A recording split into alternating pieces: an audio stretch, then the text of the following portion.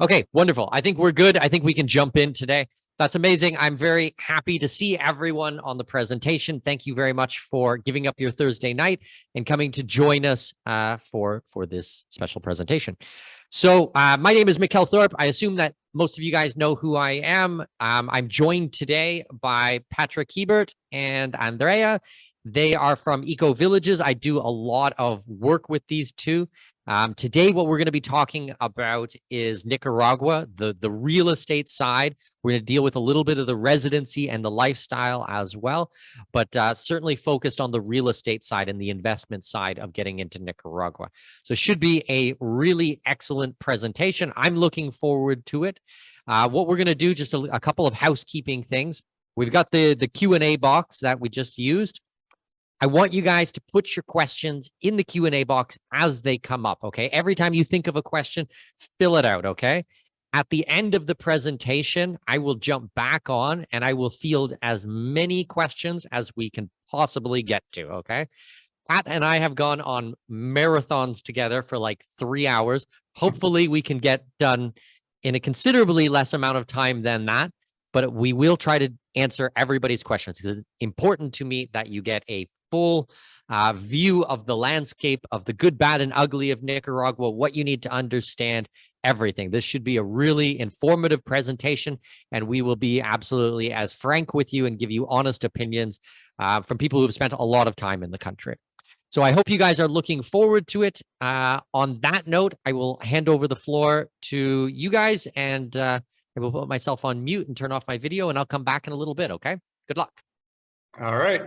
Thank you very much, Mikkel. I think I'm going to start this off, and Andrea is going to pop in, after a few slides. Tonight we're talking about securing your Plan B through an investment. It's a combo pack, actually, an investment in a home and in an agroforest, and we're going to explain what that means and why it's a great combo to have, giving you both, a return on investment and residency. And let me get my slides to move. So my name is Patrick Hebert. I am one of the founders of Eco Villages and Vida, Verde Agroforestry. I'm originally Canadian, been living down in Central America, Latin America for a long time now, I guess. I've been coming down for 3 decades, been living down here for a decade or so.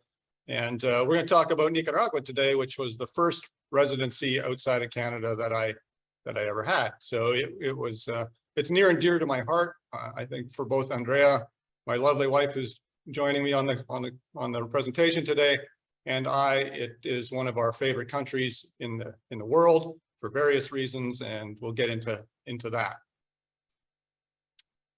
Andrea, you can talk about yourself, although I could talk about you all night, honey. But oh, thank you, honey. So, well, my name is Andrea Martinez Hebert. I work in Eco Villages also. I help with all the consultations that you have about all the properties that we have, including the communities and also the agroforestry. I've become an expat. I am from Ecuador originally, but I became an expat about 7 years ago when I met Patrick. We started living in Nicaragua, then we moved to Belize, and now we're living in Panama. So we've been in Central America for quite a while now. We really love it, and that's why we promote it, and we like to help people because we know what it is to be an expat and what you need to become a resident and and everything that you need to find a good place and a good community, because we have done that. So I'm happy to be here, and we will keep talking about a little bit more about Nicaragua specifically right now. Thanks, Andrea. So we have a lot of slides, and normally we don't like to do that because it takes up a lot of time. So I apologize in advance. We're going to move through them quickly. This is being recorded, so you can always look back at the slides. We have brochures for both the homes and the agroforestry that have a lot more detail. So if you're feeling like we're moving too fast and you're not getting enough out of each slide, then obviously you're welcome to ask a lot of questions at the end.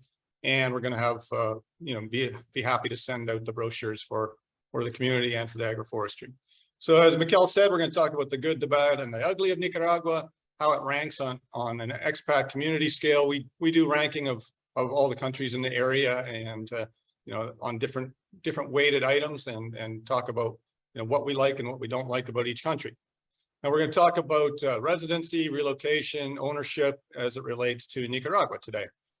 And this is the MIC pack, the MIC home agroforestry combo pack.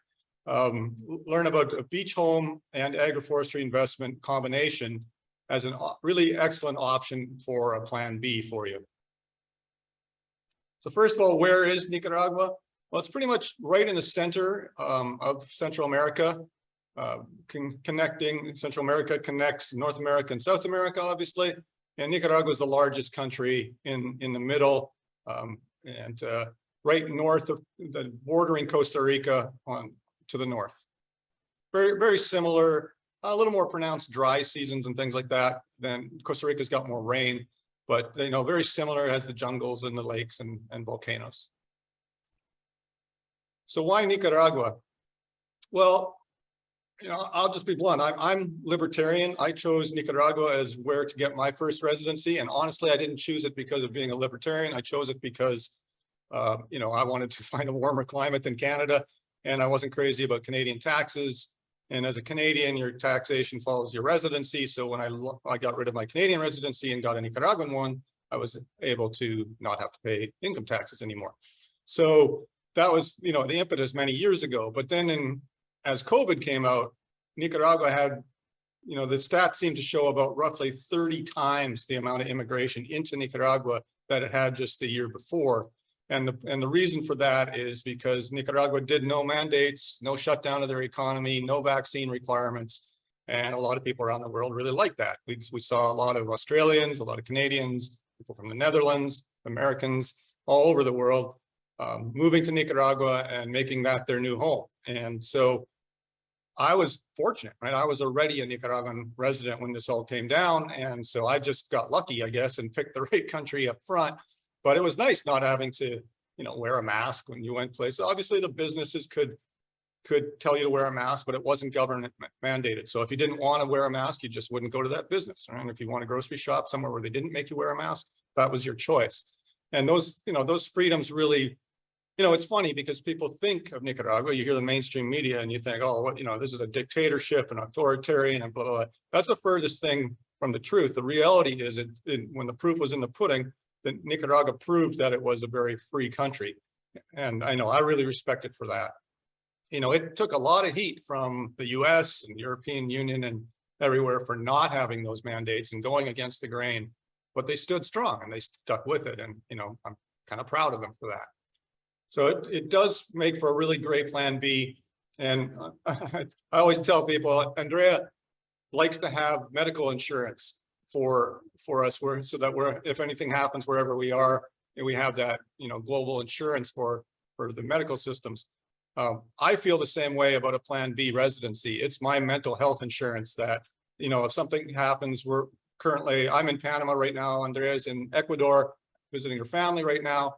But, whatever something happens, we know that we can kind of go back to Nicaragua, and that's going to be, one of our main plan Bs. And so for me, it's kind of mental health insurance. And so we'll keep moving. You can obviously read the slides. I'm going to have to move a little faster. But this is a great investment opportunity. There's lots of reasons why Nicaragua is a great investment opportunity. It has very attractive residency program. It's got several established expat communities, one that we're going to talk about tonight, low property taxes, healthcare that Andrea's a doctor, pediatrician, and so she can really talk to the healthcare and that sort of thing, and education in the country. So, and there's lots of things to do. It's called the country of lakes and volcanoes and amazing ocean beaches, and it spans both the Pacific and the Caribbean. So it's really an amazing country. One of the main reasons people like Nicaragua as well is the quality of life and the cost of living. So you can live like a king or queen for a lot less money than you can in almost any other countries in the world. And this is just an example of a comparison that we just did a while ago. Sort of average United States, Canada kind of prices of loaves of bread, eggs, chicken, and even healthcare, doctor visits. But you can see like a healthcare, I mean, it depends on where you are. Obviously, US is quite different than Canada here. But, $2.59 seemed to be kind of the base price for going to visit a doctor. And then, in Nicaragua, it's usually around $20. And you can see makes a big difference when you're doing that. And likewise with, boneless chicken, I was amazed. Like maybe this isn't quite accurate, but it was the day I looked it up. It was $37 for a 12-pack of boneless chicken at Sobeys, or one of the main grocery stores in North America, and it was $6 down here. So it's quite a difference. So Andrea and I also like to shop at markets instead of the grocery stores. You can go to a grocery store that's, they even have Walmarts and all those things, and you can go to those grocery stores if you want to have all that imported stuff. But if you want the local fresh fruit, vegetables, meat, everything, it's much, much less expensive in the markets. And frankly, it's a lot more entertaining to go to shop at too, where you're picking everything. And I remember that one time, Andrea, that we went to the market near San Rafael del Sur, the market. Yeah. And that's very close to Playa Pacifica that we're going to talk about today.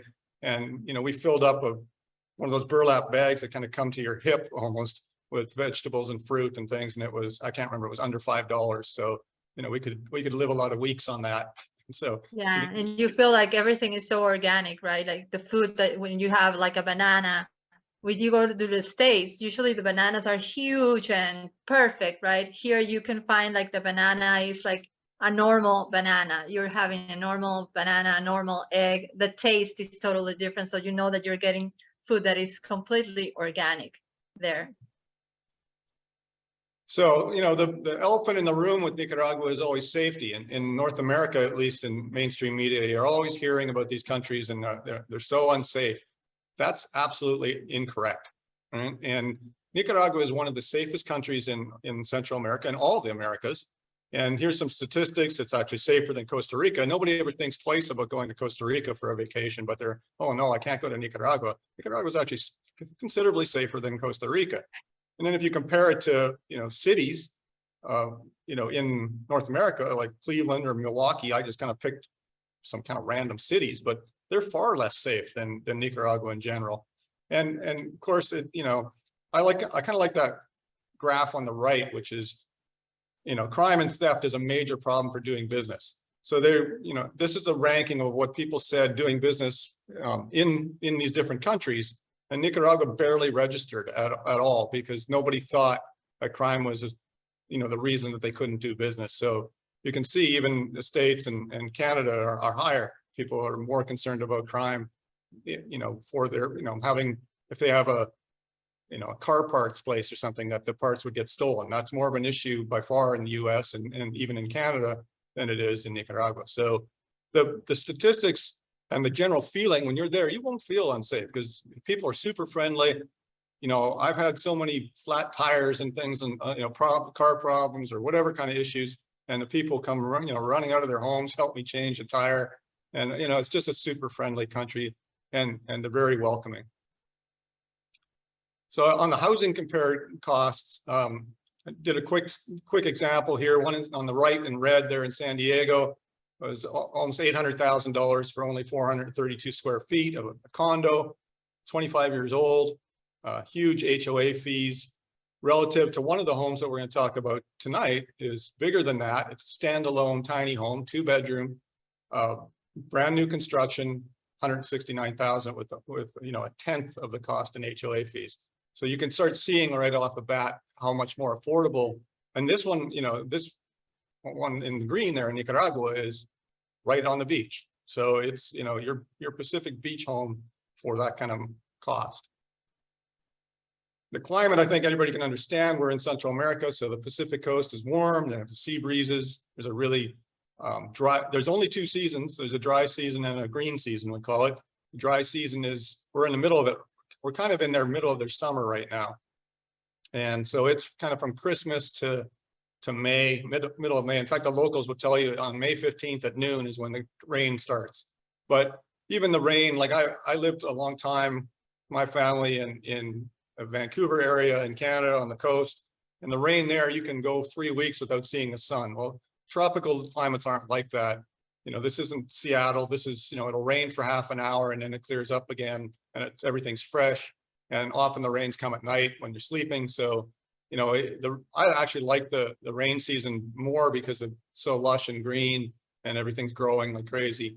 but you do get very pronounced dry season. In fact, we used to have a hotel in Nicaragua, and people would say, oh, I went to Hawaii last year and it rained for my whole vacation. And so we just told them, you come between Christmas and Easter and I'll give you your money back if it rains, because we know it's not going to rain. So it's got very pronounced seasons, but really, great seasons. And the Caribbean coast is just a bit cooler, but not really a very much of a dry season, because it can rain at any time on the Caribbean. But again, the same kind of tropical rains, they're over quickly, freshes everything up. Quick fun fact, we have a few facts like this, throughout the presentation. Central America's largest lake is Lake Nicaragua. It actually provides the water supply for a lot of the country. And it actually has the largest lake island, Isla de Ometepe, which is kind of two volcanoes in the middle of the lake, which is a very cool place to visit as well. So I'm going to turn it over to Andrea here. She's the doctor and the expert in healthcare. So I'll let you go with this, Andrea. Thank you. So the healthcare in Nicaragua, when I went to Nicaragua the first time, well, Patrick has a foundation, and we did a medical brigades with many volunteers that came from Canada and North America. And it was great because we met a lot of doctors that are local doctors over there, and they're really good.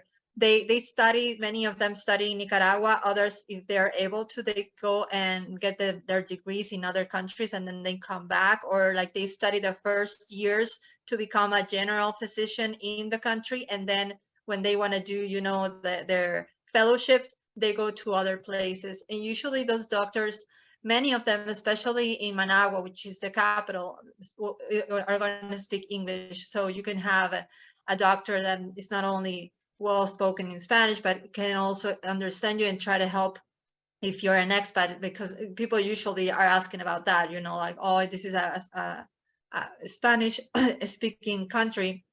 But you will find people that, especially doctors, that have done a study of the language of English, because they, as Patrick was saying, there's more and more expats coming to the country.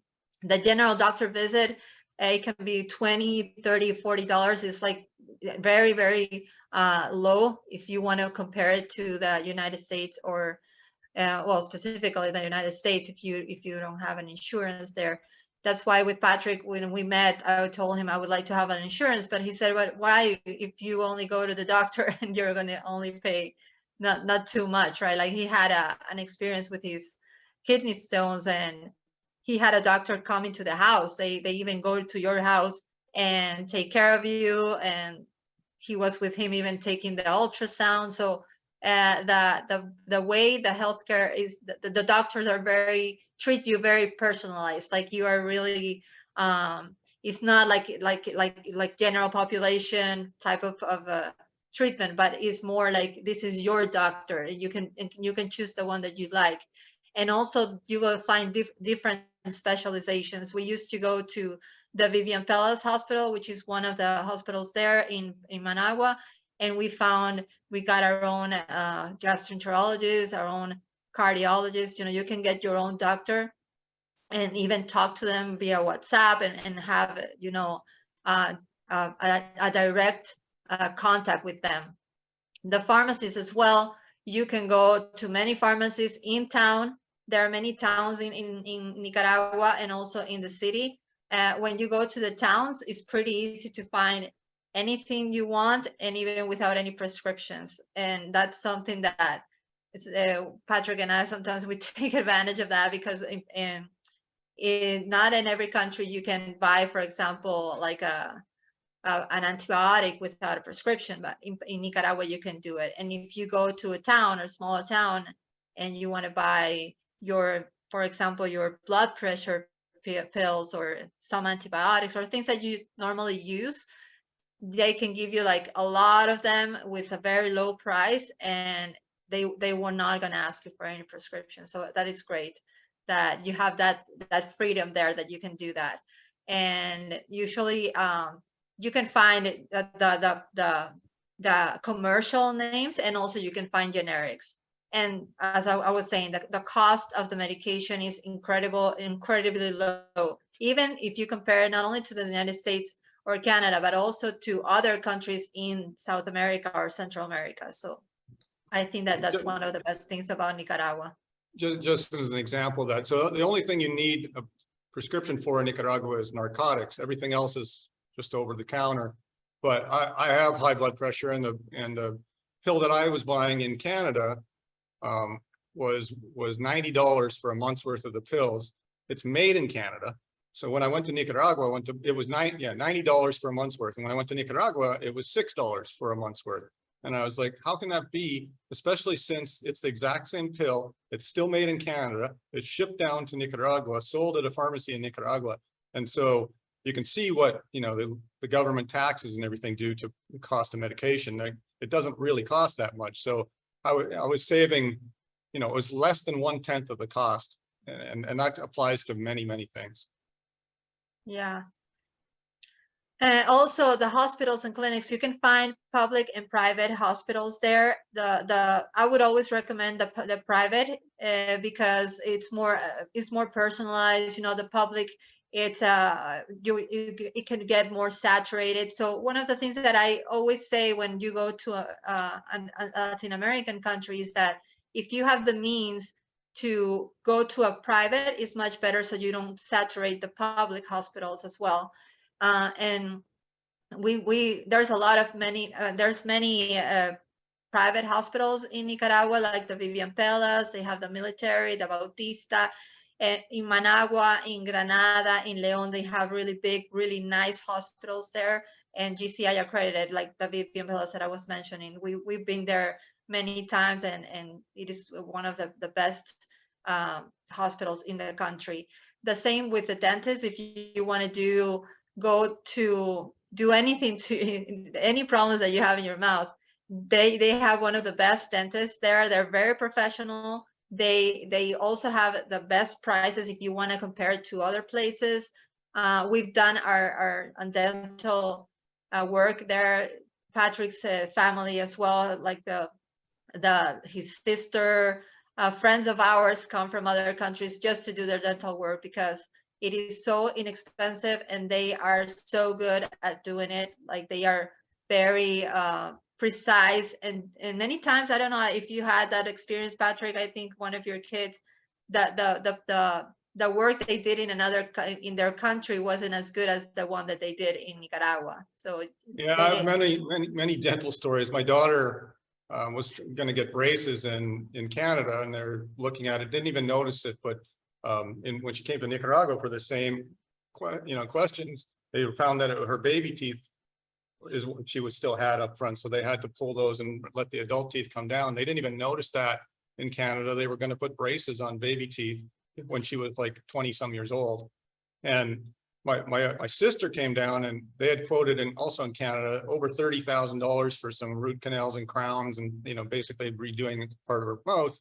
And she came down to Nicaragua to have it done, and it was under $3,000, so less than 1/10. And of course, with the rest, she could spent a couple of weeks in resorts and things like that. So, it's amazingly different. Yes, and that's what when we were doing the missions, it wasn't only medical missions. We did dental missions as well, and we worked with the dentist from Nicaragua, with the dentists that came as volunteers, and the dentists from Nicaragua, and they were doing the same job, and really good. Like, they're really good. They really know what they're doing. About the health insurance, you can have, as Patrick was mentioning, I like to have international health insurance because we travel. So it's better to have something that if you have, especially for us, if there's any catastrophic event, we know that we can go to any country and they will take care of us, and everything. If we need a hospital, medicine, everything is covered. Or you can also have a local insurance. Some of the hospitals offer local insurance, so you can go for free to be treated, like in the Vivian Pelas hospital. If you want to do like general consultation, depends on your case, a specific case. If you really need to go to the doctor for, if you have a chronic disease and you need to go frequently to the doctor, maybe a local insurance would be good. But if you're a healthy person and you just want to be safe, I would recommend an international insurance, so you know that anything that happens, if they can treat it in the country, they would take care of it there. Or if you need to go to another country, something more specialized depending on the disease or anything that happens, you know that it's going to be covered. The international insurance usually covers even an ambulance, so it can take you anywhere. Fun fact, well, after the healthcare, now we go to the fun facts. The number 2 is that the Granada is the oldest city in the Americas. Granada is one of the favorite cities that we visit there. We recommend it for you. One of the things that you can do in Nicaragua, all the architecture is really beautiful. They keep the old colonial type architecture, and there's a piazza there that you can walk, and the calzada, they call it, and there's many restaurants, one beside the other, so you have a lot of things to do. It's very popular among the expats and has a lot of things to do, a lot of shops, and it's very active day and night. So it is one of the places that you have to go when you go to Nicaragua. About schools, we get asked about schools by many people that are interested in Nicaragua.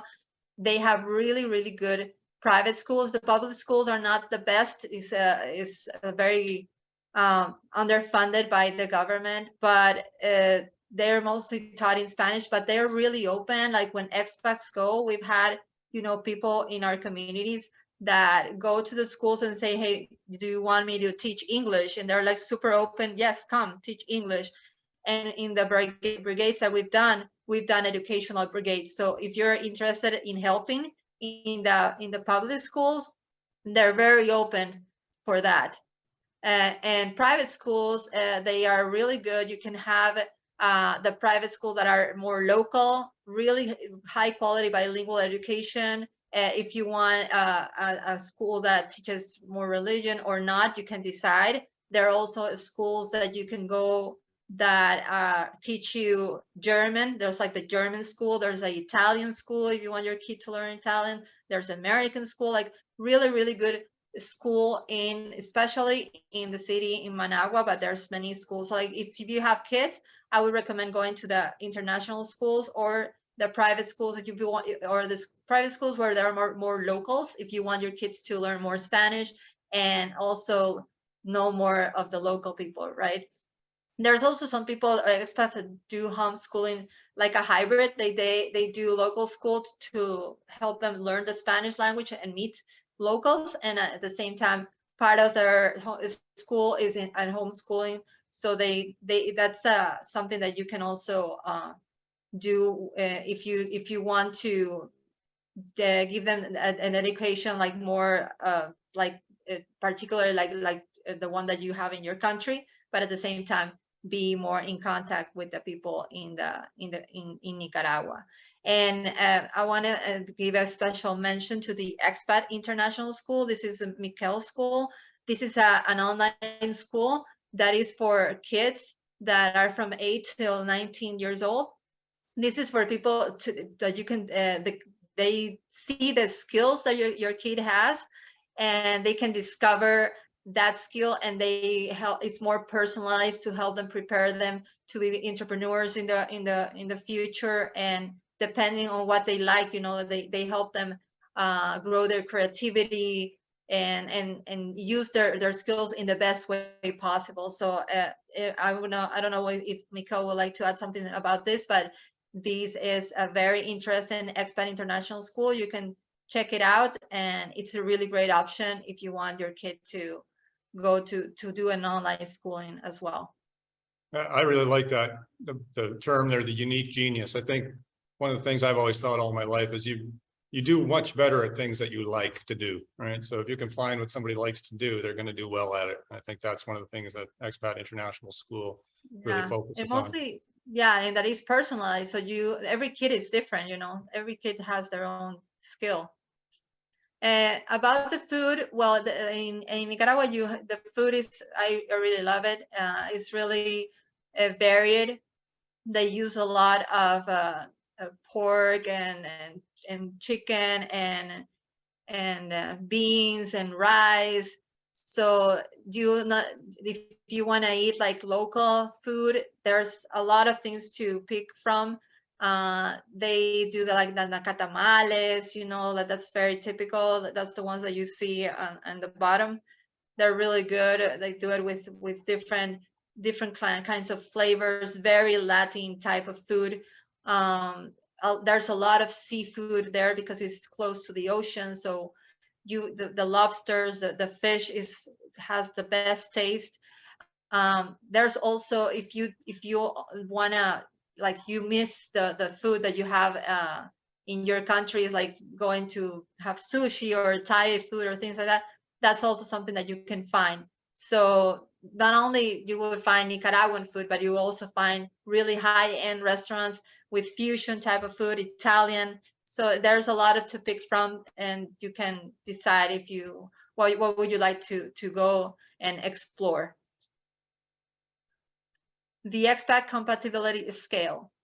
This is something that we like to do to give it like a degree. How would you say, a score of what Nicaragua is for us. Like the ease of access, we put an 85 over 100 because Nicaragua is still not so easy to access from some parts of the world. If you come from Miami, Houston, Los Angeles, you can have like a direct flight, but there are some cities that still don't have a direct flight, so you would have to have a few layovers to get there. In foreigner friendly is a 98. I would even say even more than that. They really like the expats. They're very used for people that come from other countries.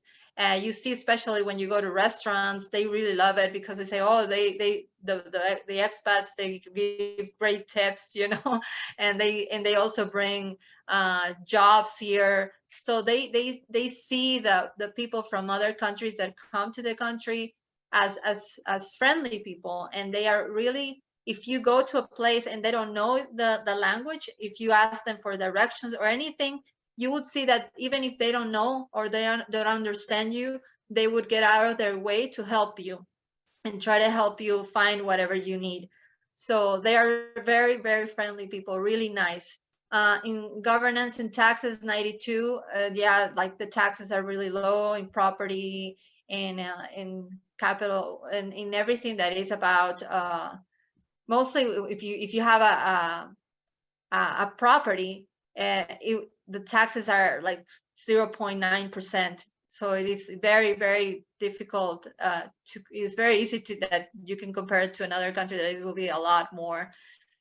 In safety, Patrick already talked about safety. Is a very safe country. We've been through Nicaragua from north to south with no problems. People are friendly. They help you if you have a flat tire. They're always people helping you. You never feel like you're in danger. The same with visas and residency. It's very easy to get residency. It's the lowest amount that you have if you want investment residency. It's the country that has the lowest investment that you would have to make to get a residency there. So like right now, it's perfect to do it, right? Because the other countries have increased the amount that you need to invest in, but Nicaragua is still very low. Things to do and culture to see, tons of things to do. We can help you make a tour of all the things that you can go and see in Nicaragua. The banking as well is pretty easy. We have banking. Our company has a bank account in Nicaragua as well. We have it in Panama, but it is very easy to open a bank account and also to do transfers, international transfers as well. The climate, Patrick already talked about it. It's really nice if you like tropical climate. The healthcare, I also talked about it. Really good doctors, really good hospitals, and even investment appreciation potential. Yeah, like the investments that you have there. There are great opportunities right now, great land, still places that are oceanfront that have amazing value that you would not see in other places in the world. And sometimes, as Patrick said to me once, when he went to Mexico many years ago, he said, "Wow, I would have everything started going up, and he said, I should have invested then, right? But then he went to Nicaragua, and he was like, oh, this is the time. Amazing land, oceanfront lots, and the best prices. So he started investing in Nicaragua, and still great prices in Nicaragua. So I would say it's one of the best places that you can invest in. I don't know if you want to take this one, Pat. Fun fact number 3. Since I'm in the picture, I guess I can take it. This is the Messiah volcano. It's one of the only volcanoes in the world where you can actually drive your car up right to the edge, and it's active. You can actually see the lava and bubbling inside and hear it and smell it and everything. It's one of the funny things I find is they tell you to back your car into the parking space so that if it blows, you can get out of there quicker. And it's like, I think if the volcano blows, it's not really going to matter which way your car is facing if you're standing there. But anyway, it's a very cool spot because it's one of the few places on the world where you can see that. So I'll just keep going, I guess. I'll talk about, thanks very much, Andrea, for the Nicaragua tour. And I'm going to go through the agroforestry stuff very quickly. A lot of you, I think, on this call have already gone through it. Some of you already bought agroforestry parcels, and we really appreciate that. What we're doing today is combining agroforestry with a home as a combination. And the real reason for that is in the past years, you could buy a home in Nicaragua, and that could be your investment into, investment into the country that would get you residency. Well, they've changed that you can't do that with a home anymore. And the reason for that is a lot of people were buying homes. Well, backing up a little bit, the country needs more accommodations. So there's so many people vacationing and coming to the country. So they thought, well, we can make home investments, an investment in the country that gives people residency. But what people were doing was where they were, building or buying a home, but then they were living in it themselves. So it didn't really add any accommodations for the country's tourism department. And so they stopped allowing that. But they do allow reforestation as a way to invest and get residency. So for a plan B, the perfect plan B in a country like Nicaragua, you really need a place to go and the residency to allow you to stay there. So we came up with the idea of combining these two.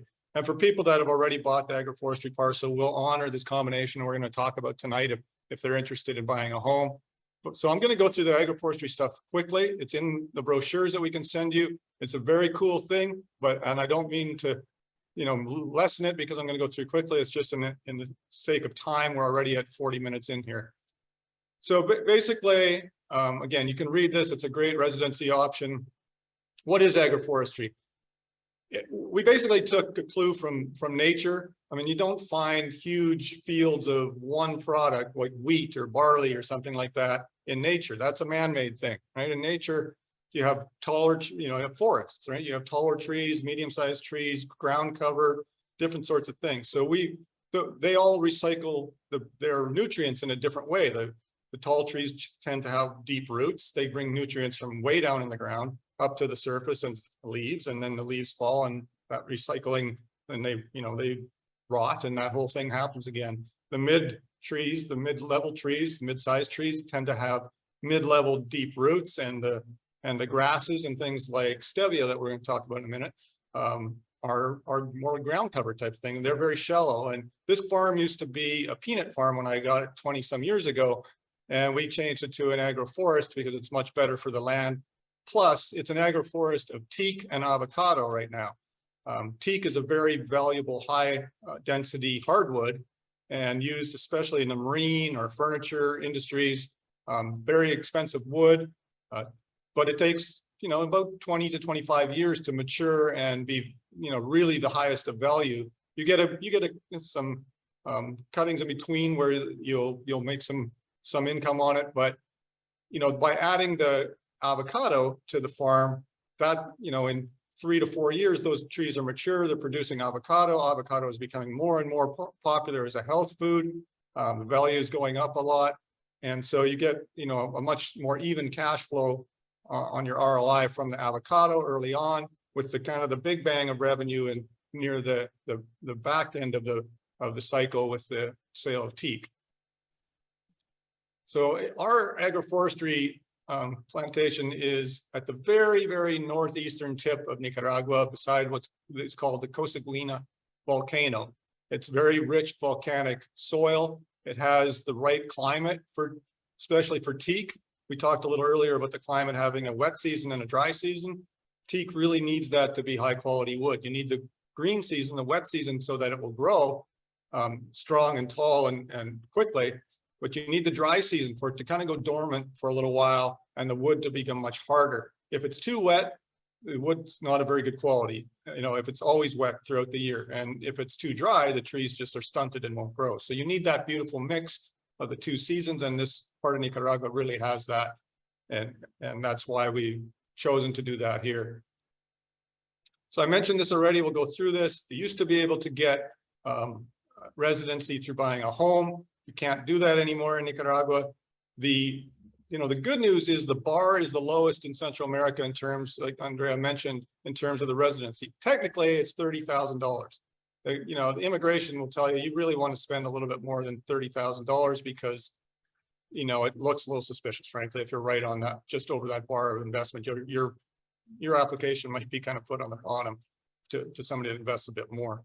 But the nice thing is that reforestation and tourism business are still applicable for getting residency. And I, like Andrea said, I think I, recommend getting that soon because for a few reasons. One is Panama, Costa Rica, a number of the countries right beside Nicaragua have really extravagantly raised their cost of getting residency, the amount that they require you to invest in the country.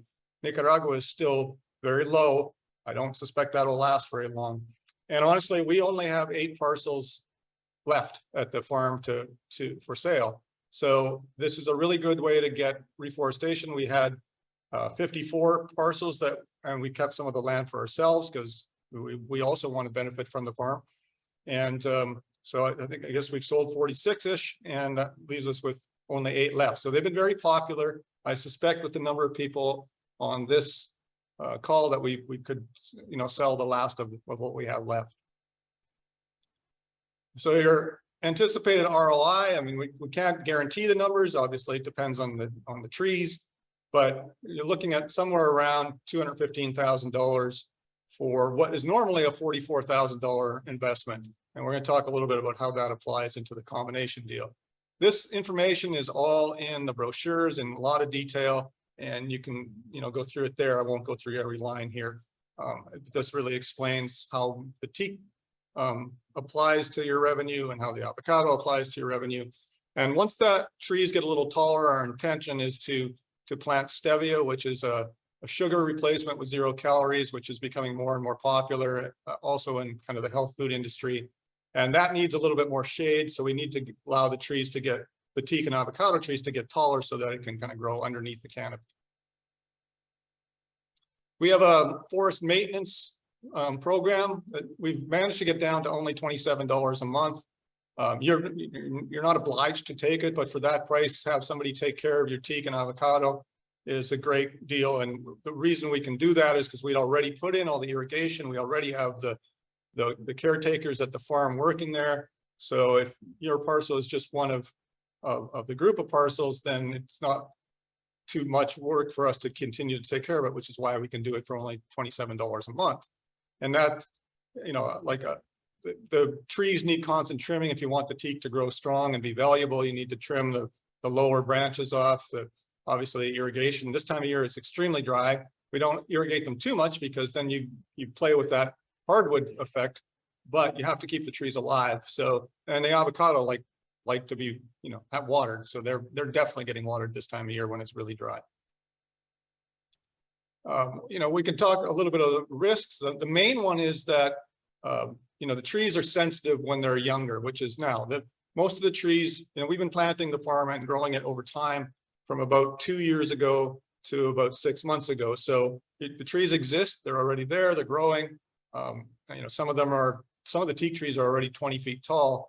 It's just like people, some grow really fast and some don't, but it's just a unique, each tree is unique. But the nice thing about teak is after about 4 to 5 years, they become pretty resistant to like fire, termites, drought.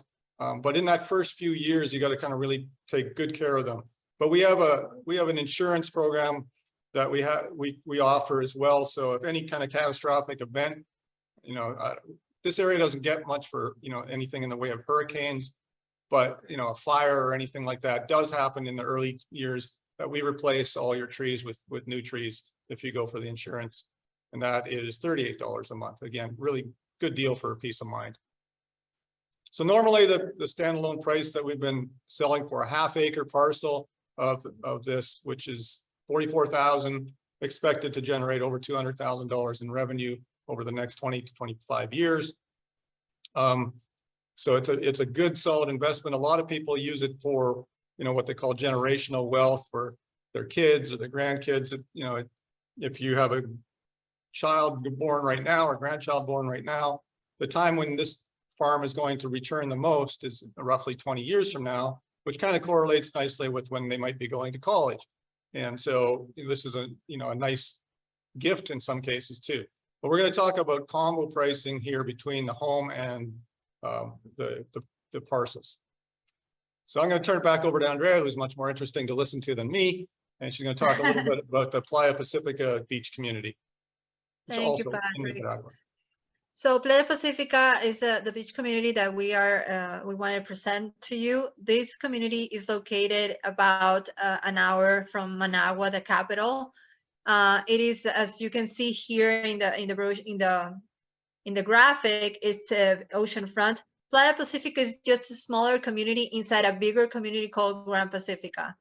It is the closest beach resort from Managua. So as you can see here, there are different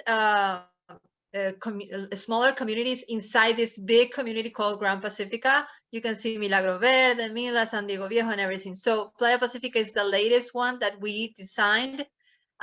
You can see the location. It is oceanfront, so all of the houses, it's so close to the ocean that all of the houses, even if you don't get an oceanfront property, you can still be so close to the ocean. Like it's less than 5 minutes that you can walk to your beach. It's practically it's less than 20 seconds, I think, from almost all these homes. So yeah, it's like very, very close to the beach, and it is designed so all of the houses would have a nice beach view, even if you're not beachfront. We have here two types of tiny homes. One is like a studio, and the other one has a 2-bedroom. And we're going to have a state home and also a mid-size home. So depending on what you would like. There's hybrid solar systems included with the home. It means that you're going to have solar power, which will lower the electrical bills a lot. And in case you need to use electrical, you can do it. But if you know how to use the solar system and you know how to save on it, you can use it most solar and not use any electrical. And also it's great because Nicaragua, we always say it's always sunny in Grand Pacifica. So it's a great place to have a solar system. Now we're going to show you the home models so you can see which ones we want to show you. The Galician is the first tiny home that we are presenting. This one is more like a studio type of home. You can see the size is 538 square feet in the interior and 188 square feet in the exterior. The normal home price, if you only want to buy the house, is $159,900. But if you want to buy the house with the agroforest parcel, this is the combo that we're saying that this is the great combo that we wanted to present you. We're going to give it on a price of $179,900. It would normally be with the agroforest parcel $203,900. But we're going to give you a special price of $179,900 if you buy it with the agroforest, just because you register to this webinar. Yeah, and I just want to throw in there too that there's currently 5 homes that are being built as we speak. There, foundations are being put up. There's I want to say 60 homes roughly in the community, and Andrea's going to go through all the different models that we offer there. But this is the standard package. There's a home price, a standard home price, and a standard price for the agroforestry. But you get a really great deal if you buy them together through the expat money presentation that we're doing today. Yeah, and it's important to notice that many of the communities that you see in Grand Pacifica were designed by us, and this one is the latest. So everything that we saw that maybe we lacked in another house model or something, we put it here. So this is for us a very special new type of community that has mostly everything that the people ask for. So this coalition, the floor plan you can see is a studio type. You see the covered terrace pergola with the barbecue area that is going to be like the exterior area. And with the main access, you see the living and the dining room with the kitchen. This has one bathroom and the bedroom. The bedroom is open, but if you want more privacy, you're welcome. We can put something there. I don't know how you call it, to separate the bedroom from the living dining room. Yeah, like a curtain wall type of thing. Yeah, One of the things I want to mention here too, Andrea, is that people might be sitting there and thinking, well, this house is way too small, and we're going to talk about bigger ones, but I don't want to live in a tiny house. But I will tell you, they rent out very well. They're a great investment from a tourism standpoint, accommodations, because they're not a condo that's right beside another condo or apartment that you can hear everybody. These are standalone homes with their own yards, you know, little gardens and trees and everything. People love these type of things. And this is the only community in Grand Pacifica, or frankly, probably in Nicaragua, that has tiny homes right on the beach. So it's very unique, and we're really proud of the homes that we've created here. Yeah, and also it's important to notice that we think about it, that many people would like to rent it out. Even sometimes they don't live there full time. They can be there for a few months to get out of the cold in their home countries, maybe from Canada, but the rest of the year they can rent it out. And we have a lockout closets there, so you can put your stuff there and you can rent it and feel safe that nobody's going to touch your stuff. The Locino is the second tiny home model that we have. This has 2 bedrooms, 579 square feet the interior, 147 square feet the exterior. It has 2 bedrooms and 1 bathroom. The normal retail price is 169,900. If you would buy it with the agroforest parcel, it would be 213,900, but we're going to give you the special price of 189,900. And just keep throwing in things here. Sorry, Andrea, just as I think of them. But as people can probably see, these are Spanish colonial designs, very cool kind of traditional Spanish rancher type designs. All the names of the homes are all named after different horses that are from Spain. You know, they have interesting little features like, you know, there's a hitching post, but the hitching post has an electric outlet on it for charging your electric golf cart, for instance. So it's kind of modernizing and bringing in, and you know, that the solar system and everything. Solar systems are great there because, as Andrea said, they really minimize down to zero if you're conservative about it, or depending on the size of the solar system, your power bill. We're big into eco-sensible at Eco Villages. We're not eco-fanatic, but we do believe that, you know, whenever you can minimize your cost of utilities, we have recycled water. There's recycled gray water systems in these homes. So, you know, the water that comes out of your shower drain goes to a system that waters your plants outside. You know, again, the solar system to take advantage of the sun's power, and all these sorts of things that go into these little homes is just makes them very unique and cost a lot less to operate. So again, you're saving money not only on buying them, but on owning them as well. Yeah, and well, you can see also the floor plan is very similar to the other one. The difference is that you have the second bedroom, the guest bedroom there. The master bedroom has a king bed, and the guest bedroom has a bunk bed. If you want to have more people, if you want to rent it out, or if you want to have more people coming with you, it doesn't have to be a bedroom. It can also be your office. So it's not, you can decide what to do with the second bedroom. And it's the same with the living and the terrace and everything that Patrick was mentioning. The next one is the Paso Fino. This one is a mid-size home.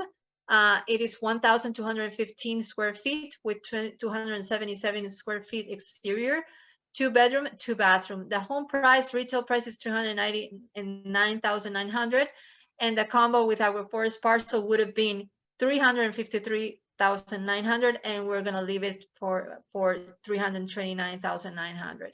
The reason we're doing these combos is because if you are also interested in residency, the best way, as Patrick was mentioning, right now in Nicaragua, if you own a home, you cannot become a resident by investment because it's not a business.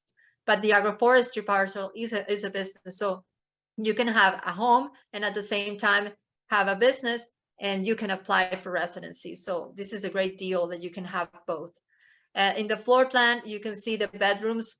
You have one that has a king bed, the other one with a queen bed. Each of them have a bathroom, the 2 bedrooms. And you can see what I love about this one is that you, from the main access that is on the top, you can see through these big sliding doors. That's another thing that I love about the designs of these homes, that they have big sliding doors that you can see outside. The community is going to be very lush, very filled with grass and trees. You know, there's a lot of papaya trees, coconuts. You can put also as much as any plants that you want. So you would have a beautiful view of the outside, as well as you can see the ocean, and you feel like you're inside a house, but at the same time have this, as you can see here in this one, all the big sliding doors that they do. So it is very well ventilated as well. This Andalusian is the third one. This is a state home, 1,215 square feet with 2 in the interior and 277 in the exterior. This one is a 3-bedroom with 2.5 bathrooms. The home price is 399,900 if you only buy the house. And the combo with the agroforestry would have been 443,900. But a special price for this webinar is 419,900. And one thing I like about this home too is we put all the bedrooms facing the pool and the ocean, basically.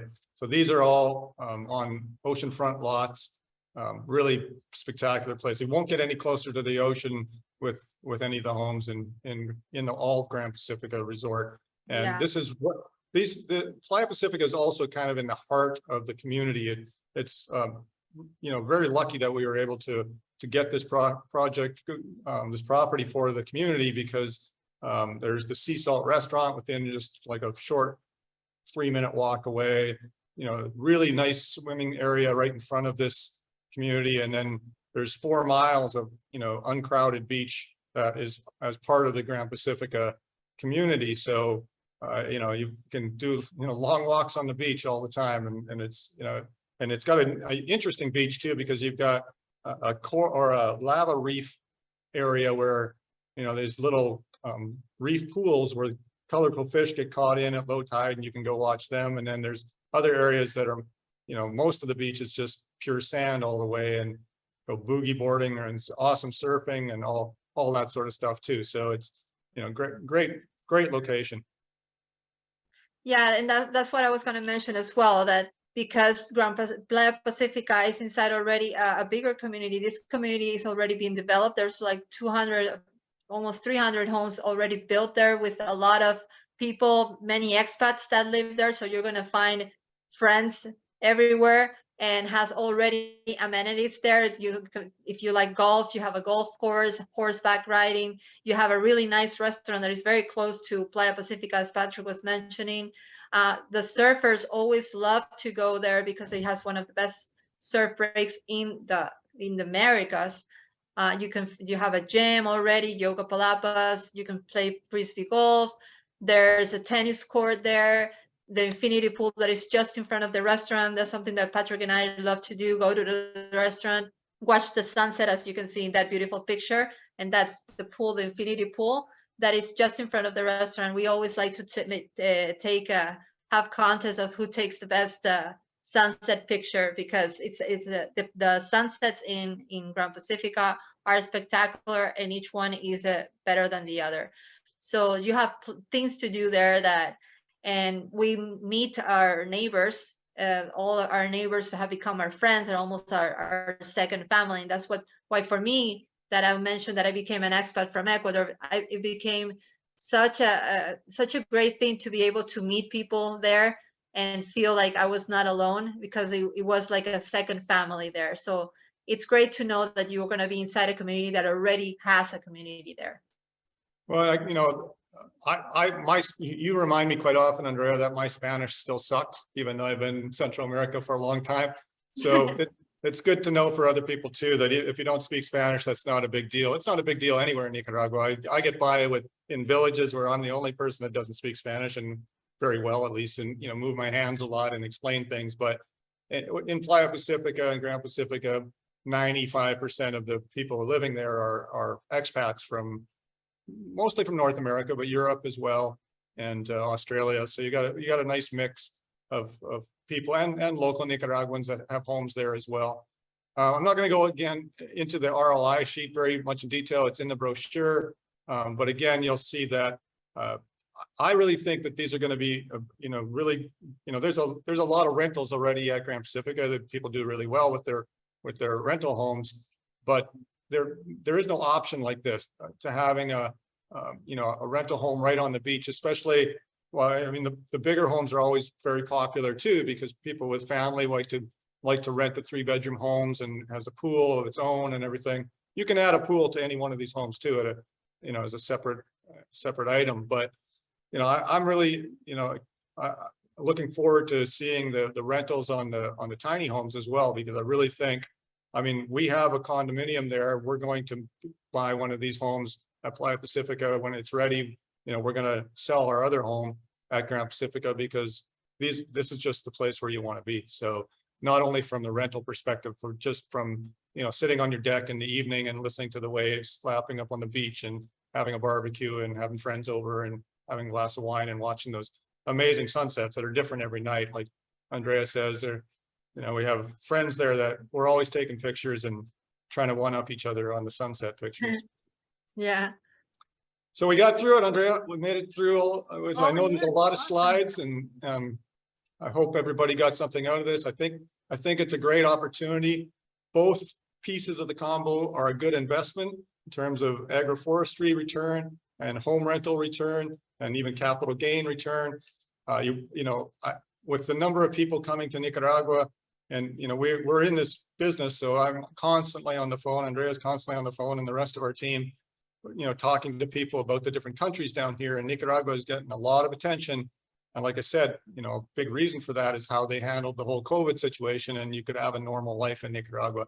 So I know for me, regardless of where I am in the world, we get our next lockdown, I'm heading to Nicaragua. I'm hanging out there, because even if I'm not there at the time, that's where I'm going. So Mikhail, I think that's where we're through, and I think we're all ready to do questions now. Okay, amazing.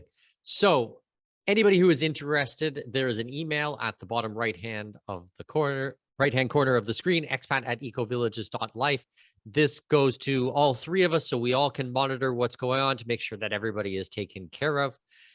One other thing that I wanted to point out, which was on a slide, Pat, but you guys did not actually mention, but part of the package, and you correct me if I'm wrong, but if they pay cash for a certain amount, you're actually going to throw in the legal fees for their immigration. Is that correct? That is true. Yes. Sorry, I kind of glossed over that because it was on the slide that wasn't, you know, mentioned in the combo pack. But that is true.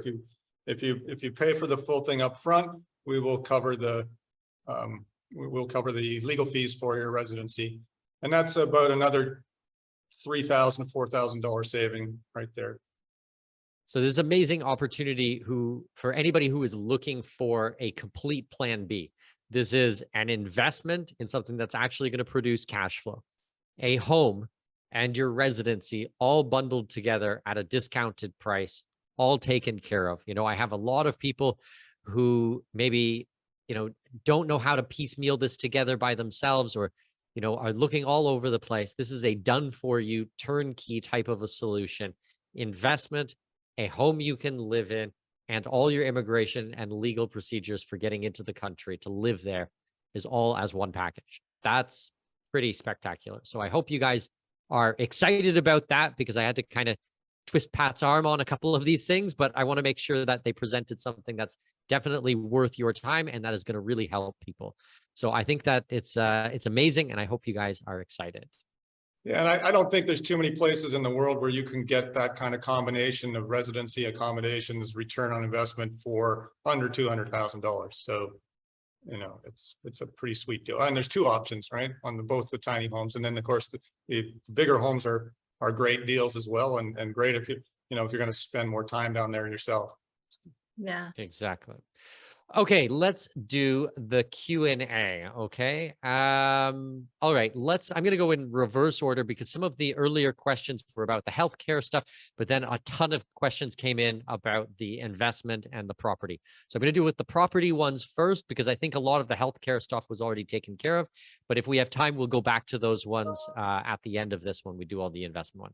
So I'm gonna start with Ivan here. He asks, can a husband and a wife get residency in the package?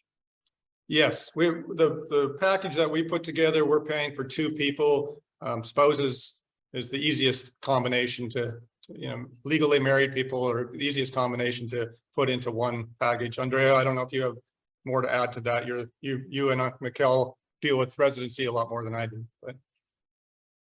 Yeah, in Nicaragua, the wife becomes the wife or the husband becomes the dependent. You have the primary investor and then the wife. And if you want to add kids, they have to be under 18 years old. But they're not included in the residency fees that we will cover. We cover only for two people, but then you can also add your kids to the same parcel if they're under 18. And another question just came in from BT about how about common law? Common law is not recognized in pretty much, well, most all countries in Latin America. Common law is not recognized. I have probably about 15, maybe 20 of probably about 15 of my private clients who have gotten married because I told them so. So guess what, BT, you might be getting married. Yeah. Or you buy Very romantic. Or you buy two parcels and you have two primary applicants. That is also a possibility too. Exactly. But we've had that happen too. they say, ha, ha, ha, fair enough. There we go. We're gonna get a wedding. Yeah, you would be surprised. I actually had, so quick funny story. I had a conference that happened last week in Panama or 2 weeks ago in Panama. Just a small 20-person, everyone was private clients. And it was like, this couple over here got married because I told them to, and that couple over there. And I was like, hey, how long have you been married? And they're like, 3 weeks. And they're like, we've been married 3 weeks too. They've been together for 20 years or 30 years, but you're a Cupid, Mikkel. yeah, exactly. I'm gonna put it on my You have bio. to add wedding planner to your repertoire. Yeah. Amazing. Okay, Kurt is asking, are the rentals handled by a management company and what are the fees? Yes, we have our own management company, property and rental management company. The split is 75-25, so the owner gets 75% of the return and the rental management company gets 25% for all the marketing and check in, check out, and all those sort of cleaning and all those sorts of things. So that's pretty good. That's better than any of the other ones I know in the area in Nicaragua. Usually it's 70-30. So 75-25 is better for the owner. Well, the nice thing is that they're motivated to get as much rent as possible so that they get their amount. If they do flat fees and stuff like this, then they might not be as motivated. They want to see the occupancy as high as possible and they want to maximize the return. So I think it's actually a very good option. Okay, how much can the homes be rented out for? I guess this is going to be dependent on the model of home, but maybe you can give us a couple of examples, Pat. Yeah, I mean, the tiny homes probably go in the 180 a night kind of range, probably, or more because they're on the beach. We calculate that all into the ROI. So we have an ROI sheet for every different model of home with, it's based on our literal experiences. I put those ROIs together and based on the properties that we actually own. So it's not just picked out of thin air. It's based on reality. And I think, we're pretty conservative in them. They're still pretty good returns and you can do better. And it goes in, it goes in waves. Right now, we're seeing a lot of rentals in Nicaragua. And again, because people were turned on to it a lot because of COVID. So. No, yeah, it's an important point. Sorry. Andrea, you go ahead. Yeah, it also depends on high season and low season. So it's also the. Yeah, like next week is what's called Semana Santa. That's the highest season of rentals in the country. That's the Easter Holy Week. And, those rates would be $400 or $500 a night for that same home next week. Right. So yeah, and I'm sure New Year's and Christmas time, there's probably lots of periods where Thanksgiving, really... July 4th, all those holidays. Right. Well, so you also brought up a really important point, Pat, that the numbers and these things that you've put in the presentation, these are based on your experiences in, you know, what, 19 years, 20 years, 20 plus years of being down there and traveling in and out of the country, investing in the country, building real estate, building communities, designing communities. So this is not armchair stuff. A lot of times, and it drives me, it just absolutely frustrates the hell out of me. It's people who are writing these things online in the expat space, and they have almost no experience. They have no idea what they're talking about. They're just regurgitating someone else's work. The stuff that we do at Expat Money, the stuff that Pat and Andrea do at Eco Villages, it's based on real life experiences, actual boots on the ground research, going through it, banging your head against the wall, figuring things out, but then coming out at the end with something real, you know? So that's why I think that, you know, people really appreciate all of our work. It's because we're really doing these things. So you can really be. And that's a very important point, Mikkel. Like, last week I had a discussion with a lady from, you know, from the States, and she'd heard so many stories from so many people, and she didn't know what to believe, right? And she's hearing different things, and I just like, you just got to come down now and experience it for yourself, because you've been told a lot of stuff that's just simply not true. And, you know, it's frustrating for those of us that are really trying to help people, you know, get the residency, get a place to stay, get out of, you know, where they are at now that they're not happy with. And then, you know, they hear a lot of people that have never been to the country before, you know, spew their lack of knowledge. And so, you know, I really do recommend, you know, even if you don't necessarily take our word for it, come down and check it out. You'll love the country. Yeah, absolutely. Actually, I have one question. It's not really a question, but someone is asking, Mikkel, are you vouching for this opportunity at Eco Villages? 100%. I know Patrick and Andrea very, very well. They come to my house for Christmas. They've held my kids. I've spoke on stage with you and Pat in like 4 or 5 different countries around the world. Their house is 5 minutes from my house. I mean, I can see it from here. Yeah, like legit. Like I was drinking, I had gluten-free beer and I was drinking red wine on Sunday afternoon. So I definitely know these people. They are my friends. This is who I choose to spend time with. I know their company very well. I've been to their offices many times. By the way, out of that 46 or 48 of the parcels of the agroforestry, one of them is mine. I own one of them. So I've been through this process myself. So I absolutely put full endorsement with Eco Villages and Pat and Andrea. Absolutely. Thank you, Mikkel. Thanks, Mikkel. Of course, you guys are like family. So you guys, everyone will understand when you become an expat, friendships become very fast, and the people you choose to have in your life become very, very special to you. So these 2 people on the call with me are my personal friends. I do business with them because they're my friends. We've known each other for a long time. So there's a lot that goes into that. Yeah, and I think you're right, Miguel. There's a certain level of closer relationship between expats because you're typically like-minded. You're not spending all your time with some divisive topic, right? You know, even at your birthday party last week, you know, it was so much fun because it's one of those gatherings where, you know, not that you want to just hang out with people that think like you, but there's not all these ridiculous political arguments and things like that. Everybody's kind of in the same page and shooting for the best lifestyle and enjoyment of life that they can. It was a lot of fun. Yeah, a lot of the community we work with and the work that we do is filled with my people. So we had about 150 people at my birthday party.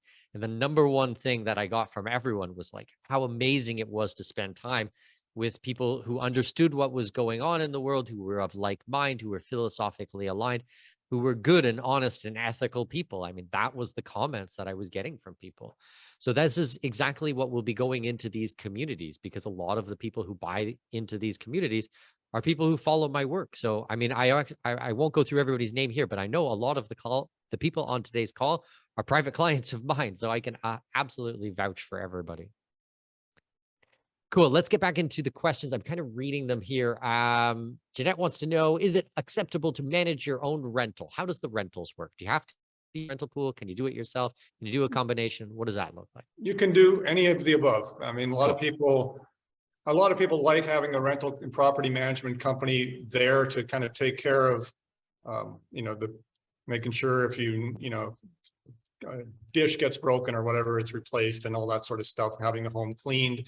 But you can also, you know, have your own Airbnb site or whatever you like for that. Or you can do a combination. You say, oh, I'm sending somebody over, and generally, you know, we'll we'll take the portion there's a portion of the 25% I mentioned earlier that goes again towards finding, right? The finding the guest. And if you find the guest, well, you get that portion, right? So Oh, cool. it's a good way. We're doing that with a number of people right now who, they're good at telling their friends about their home, and so they send a lot of guests to rent.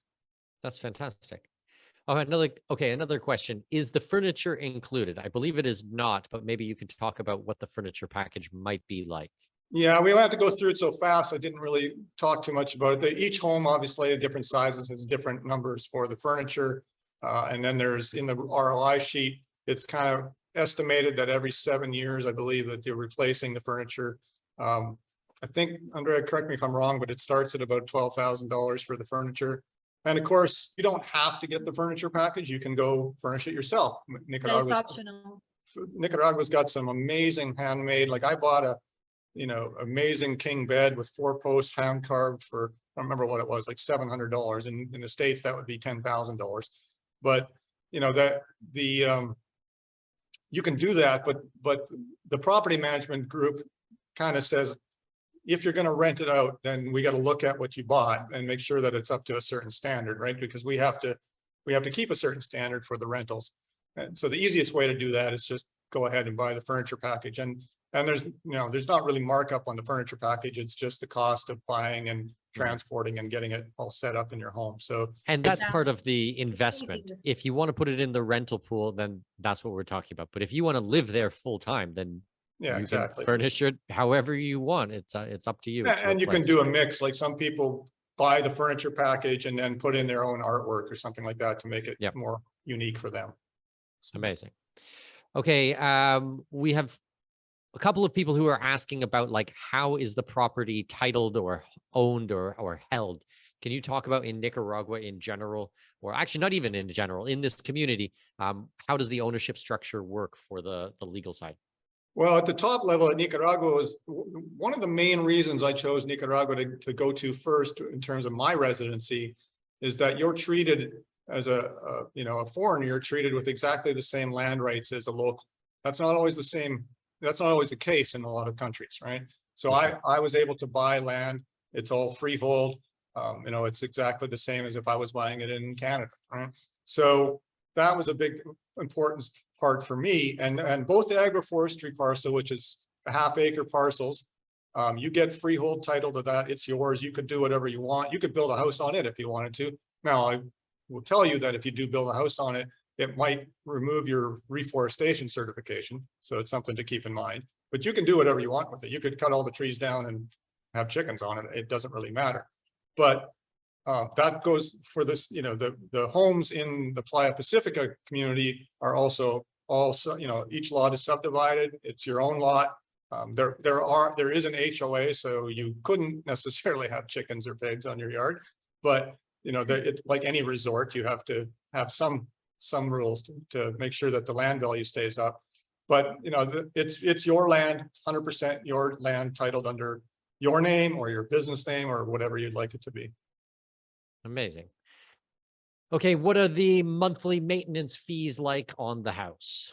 I think it was on the sheet at $168. Yeah, it depends on the house. It's 162 for the tiny homes, 172 for the Paso Fino, which is the mid-size home, and 192 per month for the Andalusian, which is the state home. And they cover security, they cover all the maintenance of the community, the pool, the garbage removal, the water purification, infiltration, the sewage, all the maintenance of the lights, the streets, and everything that it's about the common areas for the whole community. So that's basically the HOAs for the community. For the large properties are less or around $200. And then how much was for the tiny homes? Repeat it one more time. 162, 172 for the mid-sized, and 192 for the estate home, the bigger one. I spend more than that on dinner. Like, imagine. Yeah, that's insanely affordable.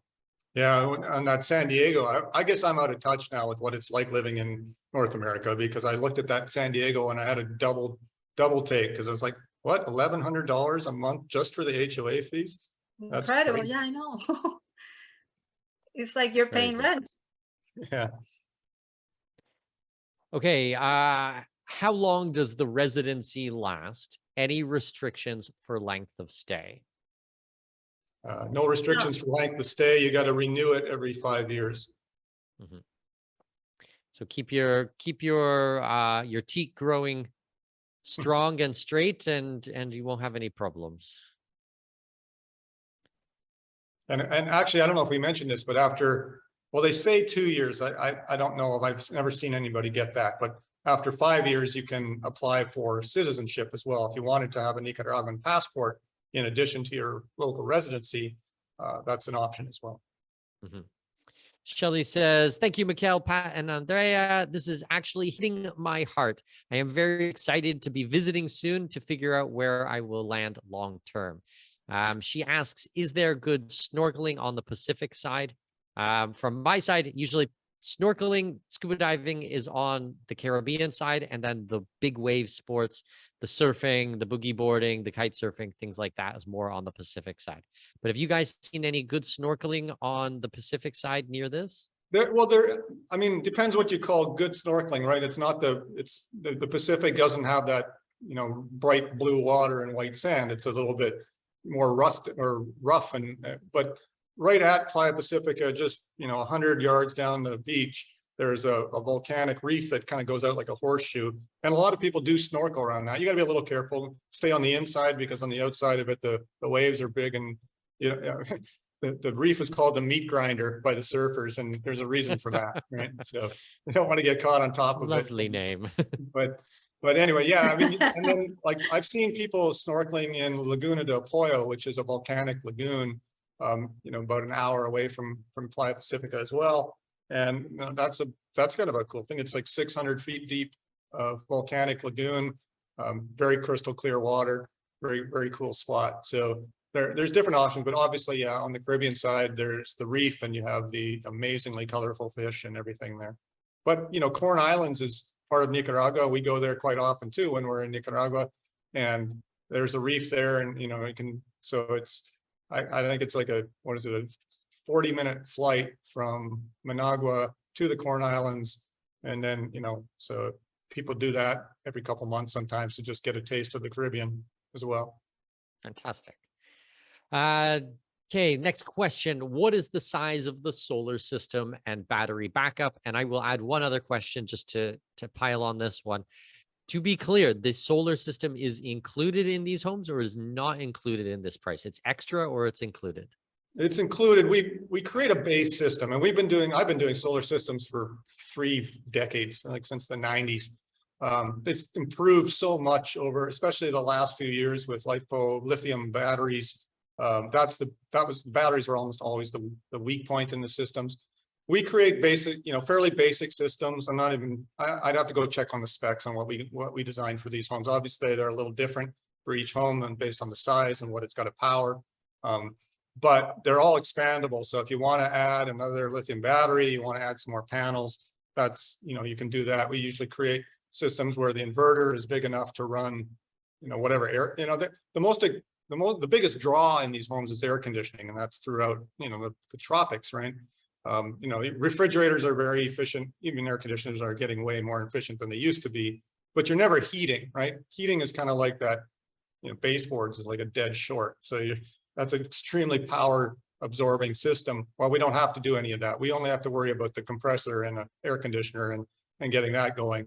So it's, it's one of the reasons we do solar and sometimes wind powered systems down here is just because power is expensive. A lot.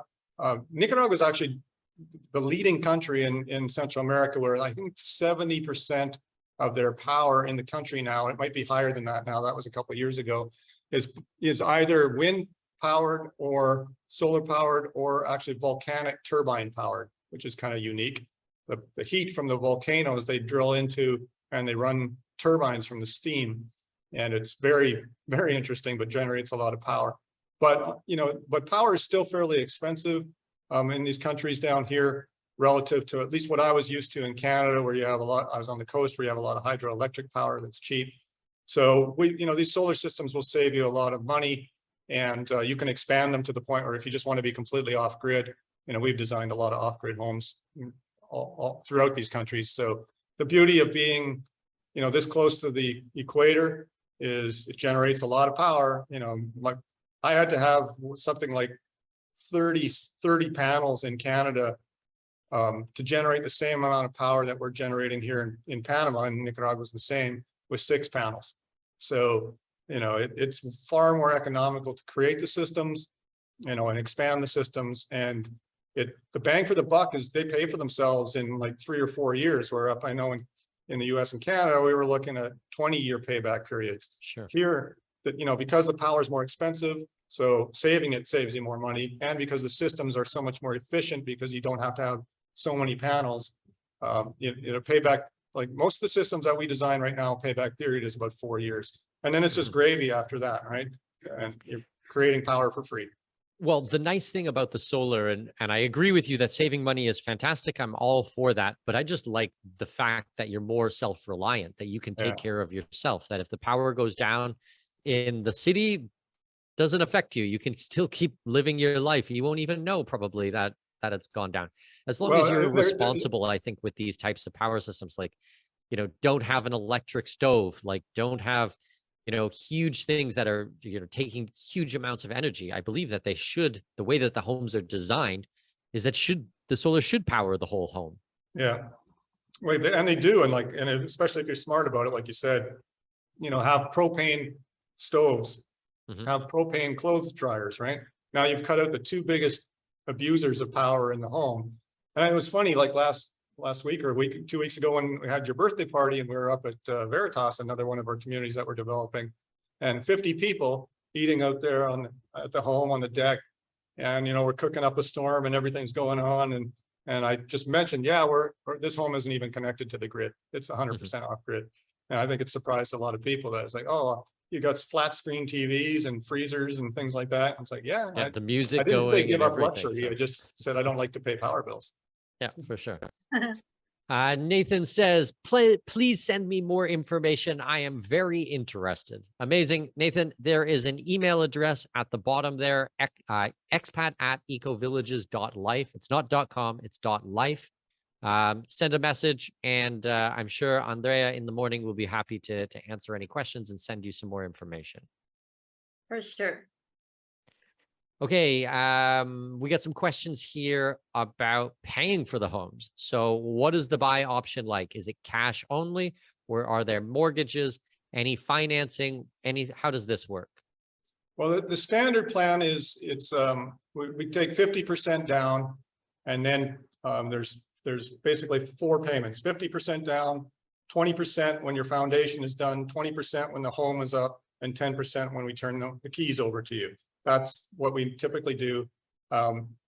We're looking at different financing options, a little difficult on these combo type packs, but if you have a specific need or something that would fit you better and you'd still like to go ahead with it, do send us a message, and we do our best to work with people to make it work for them. Well, and I think that schedule of fees is pretty fair as well. I think that definitely makes sense. Another follow-up question, this is not in the list of questions, but what's the build time like right now? You said that there's a few that are already under construction.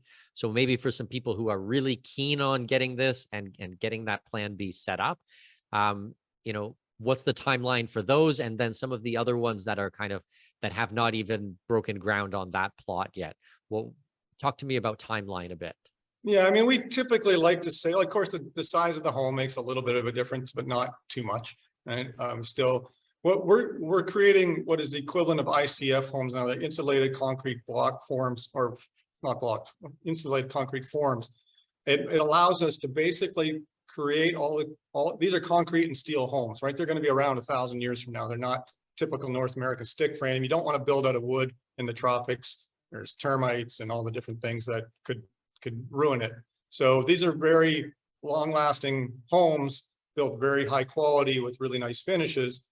We typically say 8 months, although I'll be honest, it's usually going to be shorter than that. We've the ones that we started just this last month are due to be done in June. So that's like 4 months, but I don't like to promise that because, you know, sometimes there's weather issues or whatever it is. Then, you know, so far we've been lucky to not really have any supply chain issues down here, like I've heard of in North America.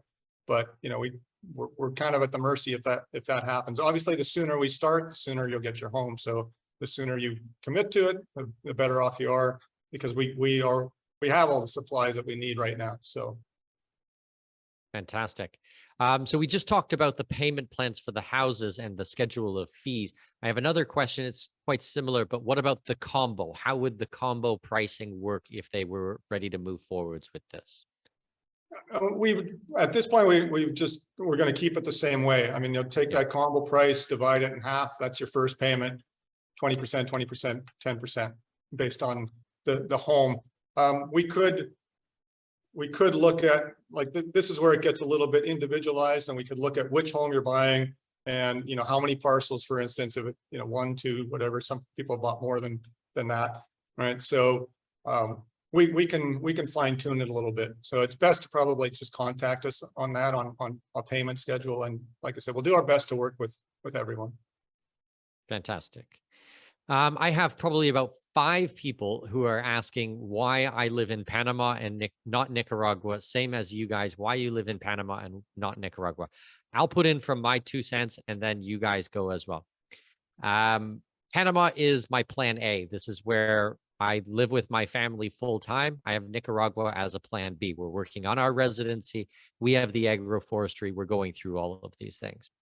I think Nicaragua can be a very good plan A, especially if you're worried about, you know, how much things cost. I will be honest with you, Panama is not a cheap place. It's very common here to spend $1 million plus on a condo or a small apartment. That's very normal here in Panama, you know, 6, 7, 800,000, $1 million plus for a home in Panama. And now you compare that to what we're talking about here in Nicaragua on the beach. It's considerably less money. I just bought a beach home myself. I won't tell you the exact amount, but it's over 300,000 for a beach home that is probably the size of one of these tiny homes, maybe a little bit different. But you can definitely see the differences in prices between Panama and Nicaragua. So if you guys are looking for an affordable place to live, then Nicaragua is an excellent option for that. If money is no object for you, then absolutely come on over to Panama. Pat and I and Andrea are doing communities here. I can tell you the price point is going to be different though. And I think, I mean, that's also a good advertisement for Nicaragua's likelihood of capital gains on homes, right? They're gonna get more expensive over time, especially as it gets more popular. Definitely. I think, Andrea, won't speak for you, but I think for us, we love living in Nicaragua. We still split large part of our time at, you know, the Playa Pacifica community. For me, I have to travel an awful lot, and for Andrea, you know, Panama to Guayaquil, Ecuador, where her family is a direct flight. So it's really about access. I have to go to Belize, Honduras, Salvador, Nicaragua. We're all over the place all the time.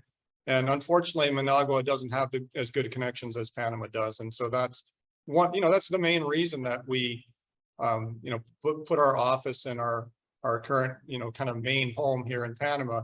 But I think, Andrea, you really actually love Nicaragua. Yeah, I would say it was fate that brought us to Panama, because when Pat and I met, we talked about living in Nicaragua. Like, I fell completely in love with Nicaragua. I wanted to stay there. Patrick had a job, and we had to move. Like that was why we moved to Belize, which we learned to love, but I wasn't keen on that. I wanted to stay in Nicaragua. And then after Belize, we had to be there during COVID times.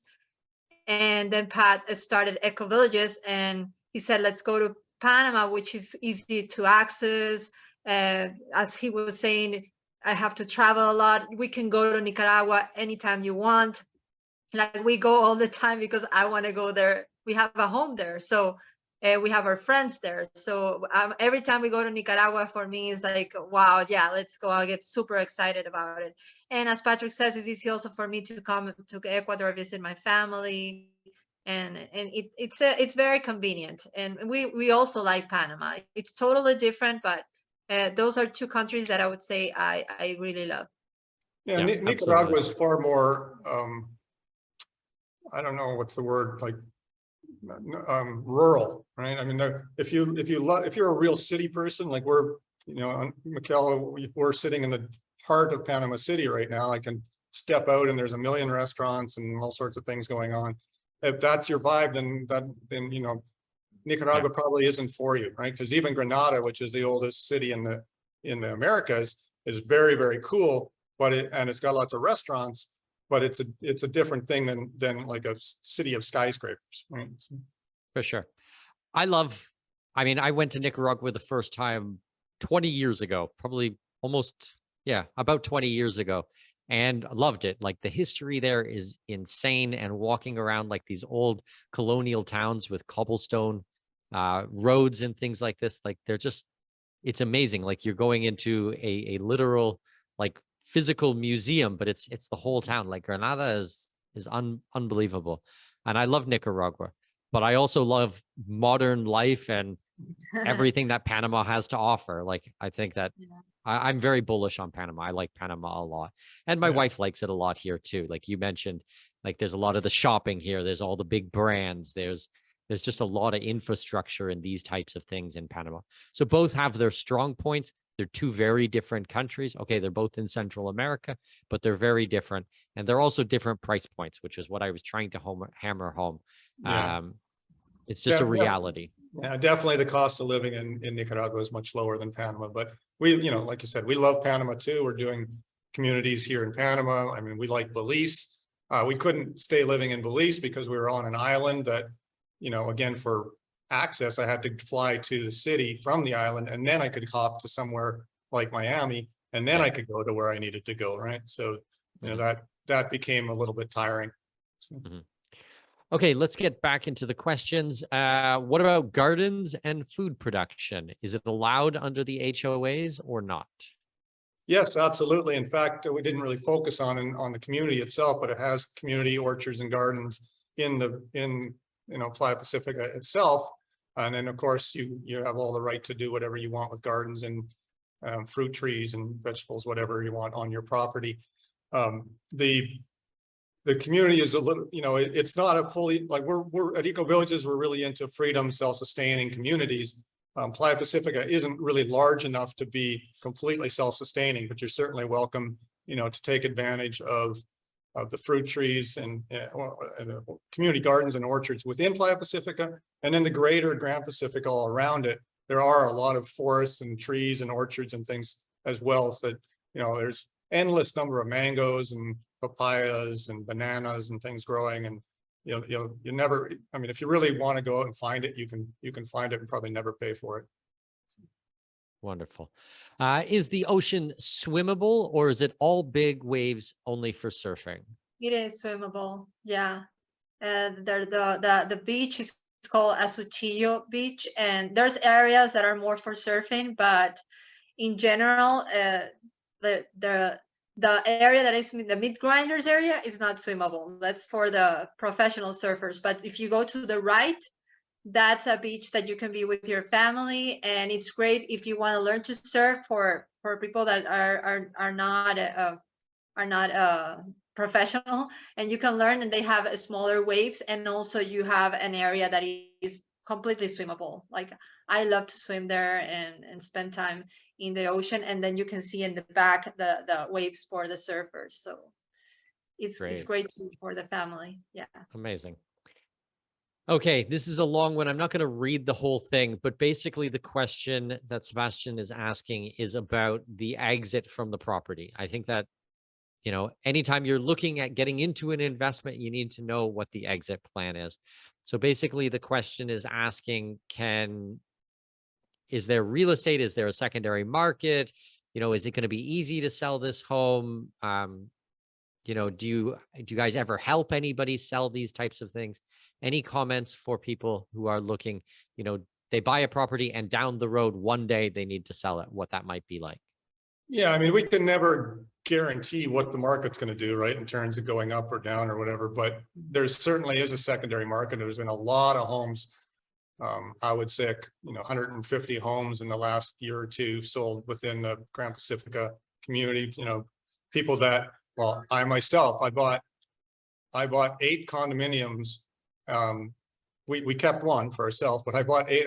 I was lucky enough to get 8 of them, and I sold 7, and I made 300% on average on them because I held them for a few years and sold them when the property started going up. So it was very good for me. Of course, it was risky because people thought it was crazy buying, a bunch of condominiums in Nicaragua. But, now it's certainly, people aren't necessarily saying it's that risky anymore because it's becoming so popular.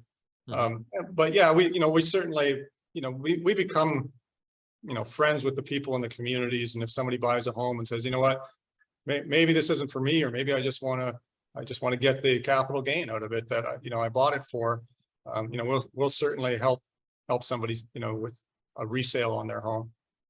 And there's the typical real estate resale market there too, right? Real estate agents, obviously resorts like Playa Pacifica, Grand Pacifica attract real estate agents to be happy to resell your home for you. Amazing. Okay, I'm just scrolling through here. We've got lots of good questions, but we're coming close to the time here. I would like to try to finish up in the next 10 minutes or so. Let's try to see if there's any more unique questions here. We've got different versions of some questions that were either answered during the presentation or answered already in the Q&A, so I won't repeat things. Oh, here's one. Is it possible to drive from Nicaragua to Mexico? Absolutely, yeah. Well, the other thing I was going to mention too is feel free to send us questions to that expat@ecovillages.life if you didn't get your question answered here tonight. I have, Andrea and I have a friend who now I guess is, what is he now? Andrea, your uncle? He's my uncle. So it's a long story short, a friend of mine drove, he's almost 8, I think he's 80 years old now. He drove from Canada to visit me in Nicaragua without a GPS or a cell phone or anything, just an old school paper map. And he came all the way down 13 days. Through all the countries, including Mexico. In fact, he went down the Baja Peninsula and had to go back because he didn't have the right paperwork to get his car on the ferry across the mainland. So nice. He made an extra long trip out of it. And then Andrea's father introduced him to Andrea, your aunt. Yeah. And so he ended up meeting her and driving down to Ecuador from Nicaragua. He even got past the Darien Gap by putting his car on a ferry into Colombia and then over to Ecuador. So quite an adventure, and now they're married in Ecuador. So, that's amazing. So long story short is, yes, you can easily go from Mexico to Nicaragua, and it's obviously a beautiful drive going through Guatemala and Salvador and whichever countries, Honduras, parts of Honduras that you go through. It's people do it all the time.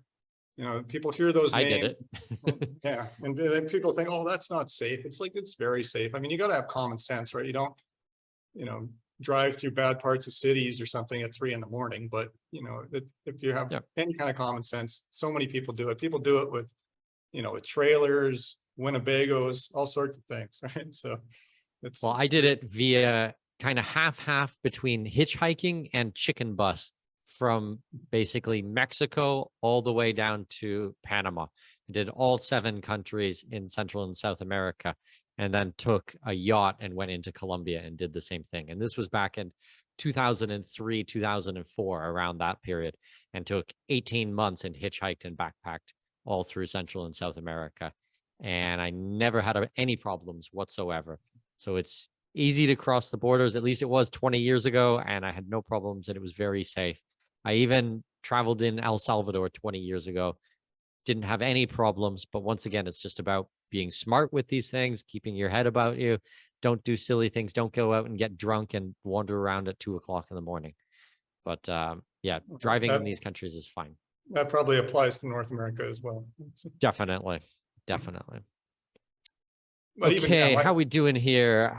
How long do we have to make a decision on this offer? Ooh, that is a good question. well, on the combo offer, it all depends on how fast they go. Like I said, I think whatever 46 out of 54 parcels are sold from the agroforestry. So that doesn't leave very many, it leaves 8. And if you're really wanting to get into it, we're not like high pressure salespeople, but I it's just hate that, but it's the reality of it, right? exactly. There's realities that we have to work with. I never like high pressure sales. We try to make this as educational as possible.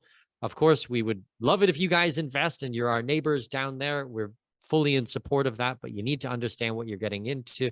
You have to understand the lay of the land and the country and everything like that. We try to bundle it all together to make it as simple as possible so that everything's taken care of for you. Pat has a really good standing relationship with a Nicaraguan lawyer that he's been working with for a long time. She'll help you through the immigration process if you decide to do the bundle. So there's, a lot of support on these things to help you through it. Now, a reality is there are only 8 more of these plots of land for the agroforestry. And for the homes, what I basically made Pat do was that anybody who had already invested in the agroforestry before, I want to make sure that we take care of any of those people.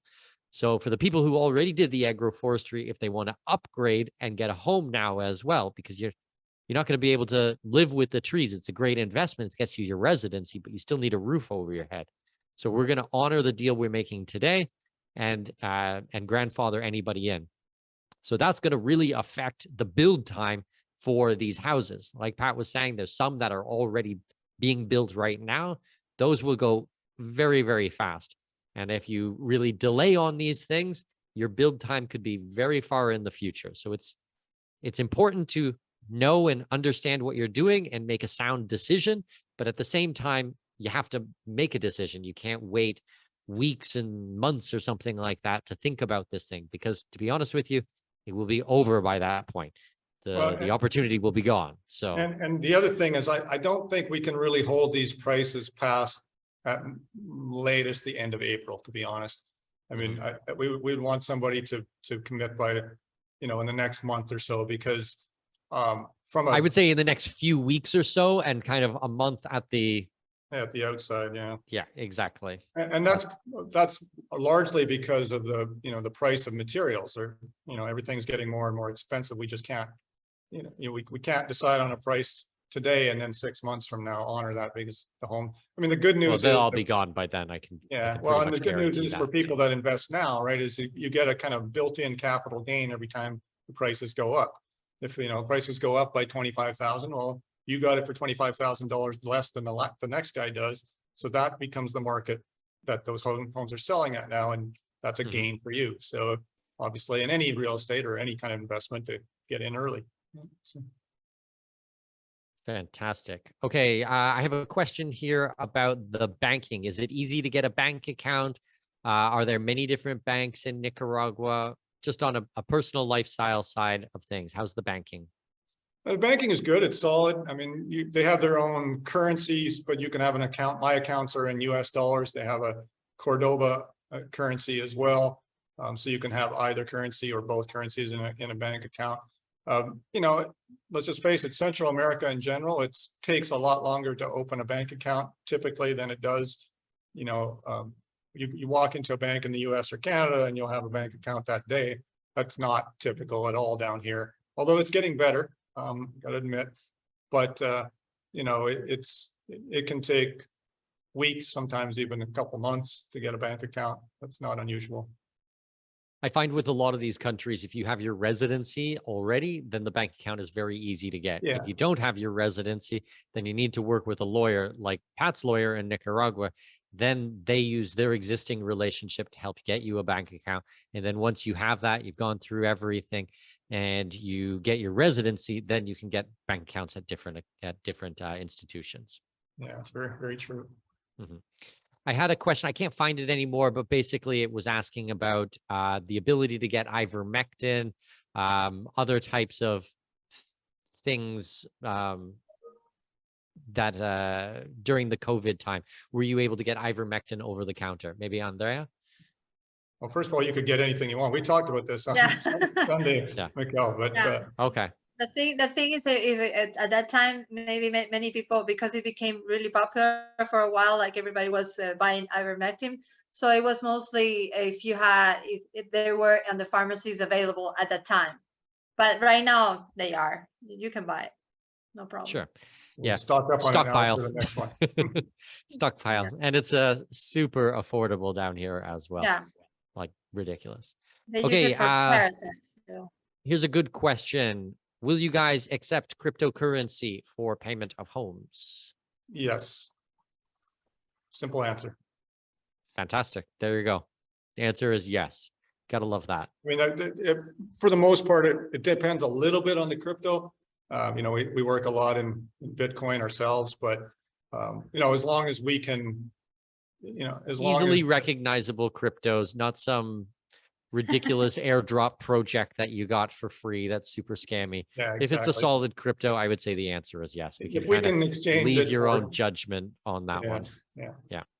Okay. And you know, people have to understand, as much as we'd like to keep all of the funds in crypto, you know, we're you know, forced to put some of it back into US dollars in order to, you know, to pay for things along the way. So until we Yeah. can live in that panacea of crypto only world, you know, we have to make sure that the crypto that we receive is something that we can exchange.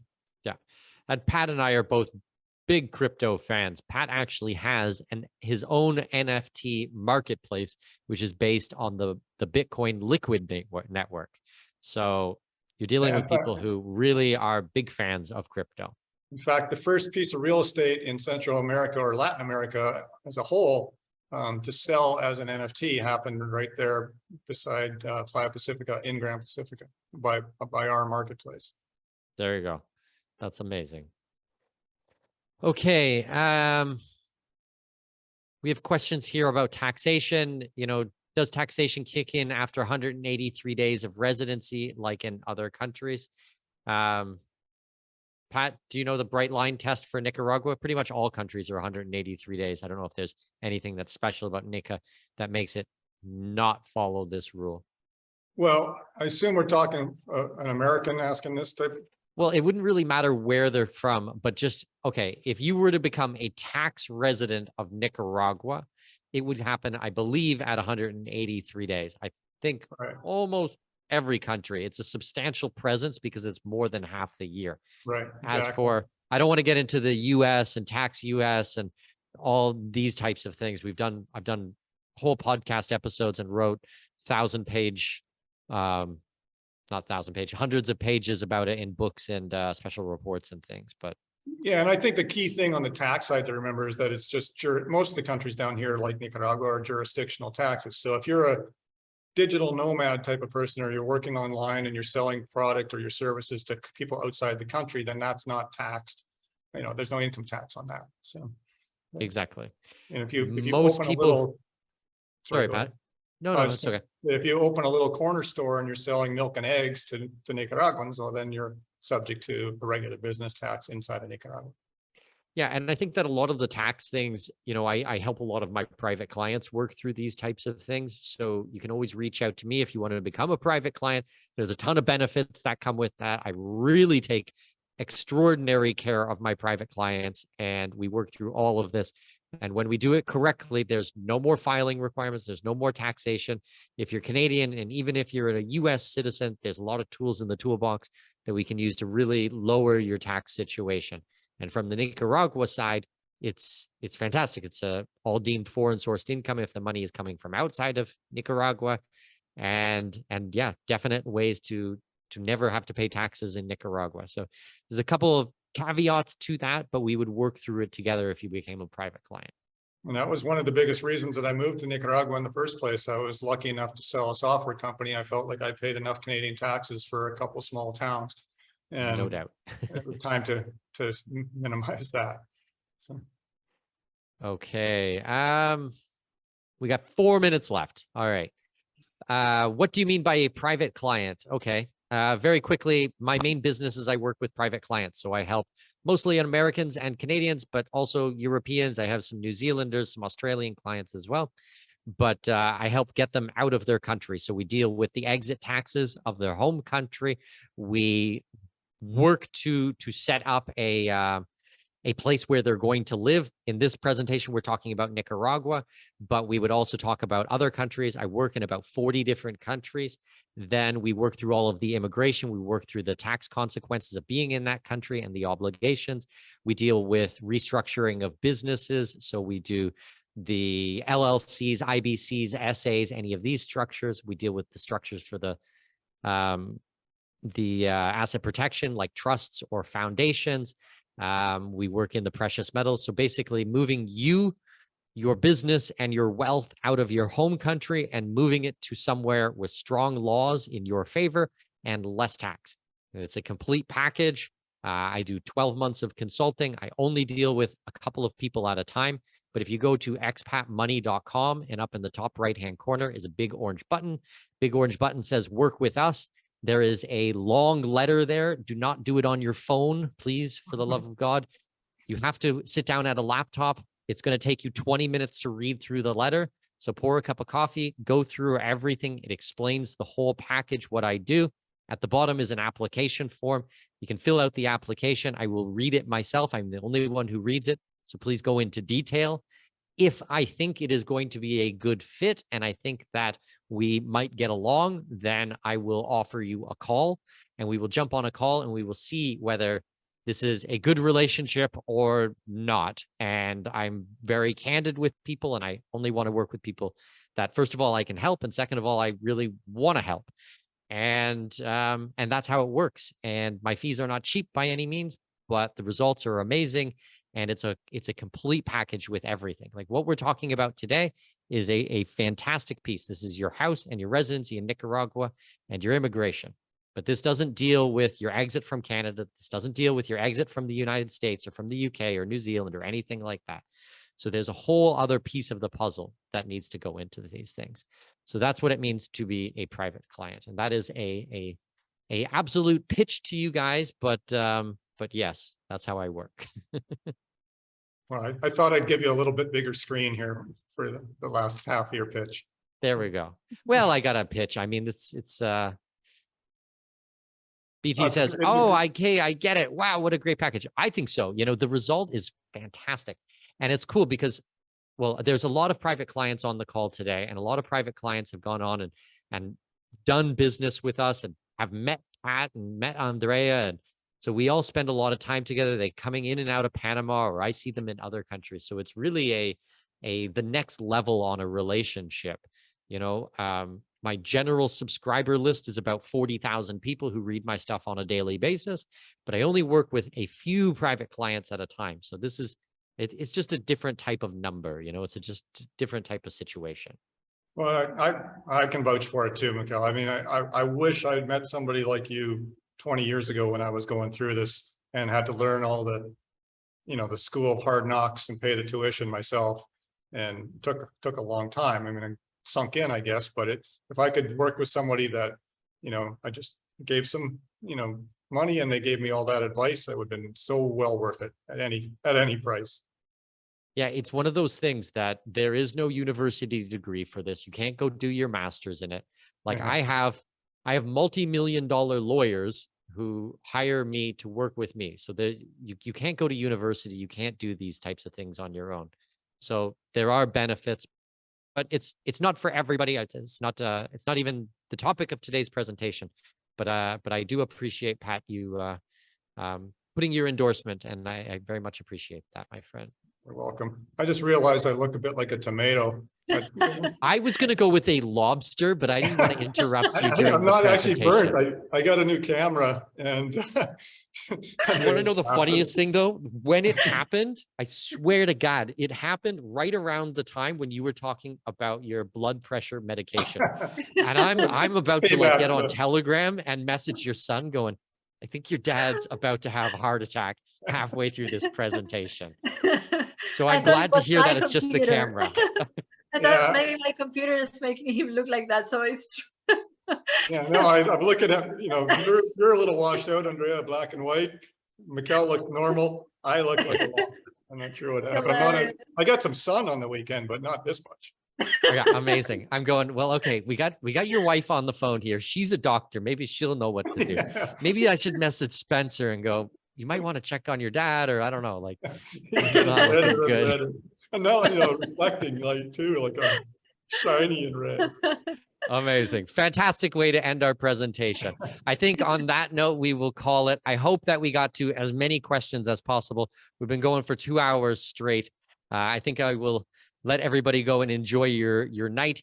If you guys want more information, if you have more questions, if this is attractive to you, this package that we worked hard on, that we put together for you today, then you can send an email to expat@ecovillages.life, expat@ecovillages.life. I will see it. Pat will see it. Andrea will see it. Andrea is usually the one who kind of takes point on a lot of these things. So you'll be dealing with her. But if there's something that's for me, or, she can always pass it over to me and I can chime in to do my little piece. Same with Pat as well. I'm sure he'll be very generous with his time and help you guys through this. Well, and as always, Mikkel, I really appreciate you having us on one of your webinars, and hope everybody there's a lot of people, several hundred, I think, and I hope everybody got some good, valuable information out of this about Nicaragua and about opportunities that are there. And I can't say enough about Nicaragua as a plan B for, peace of mind. It's worth every cent. Yeah, absolutely. I've got it as a plan B, so I'm bullish as well. Okay, thank you very much, everyone. Have a great night, and I will talk to you soon. Bye. Thank you, guys. Bye-bye. Bye.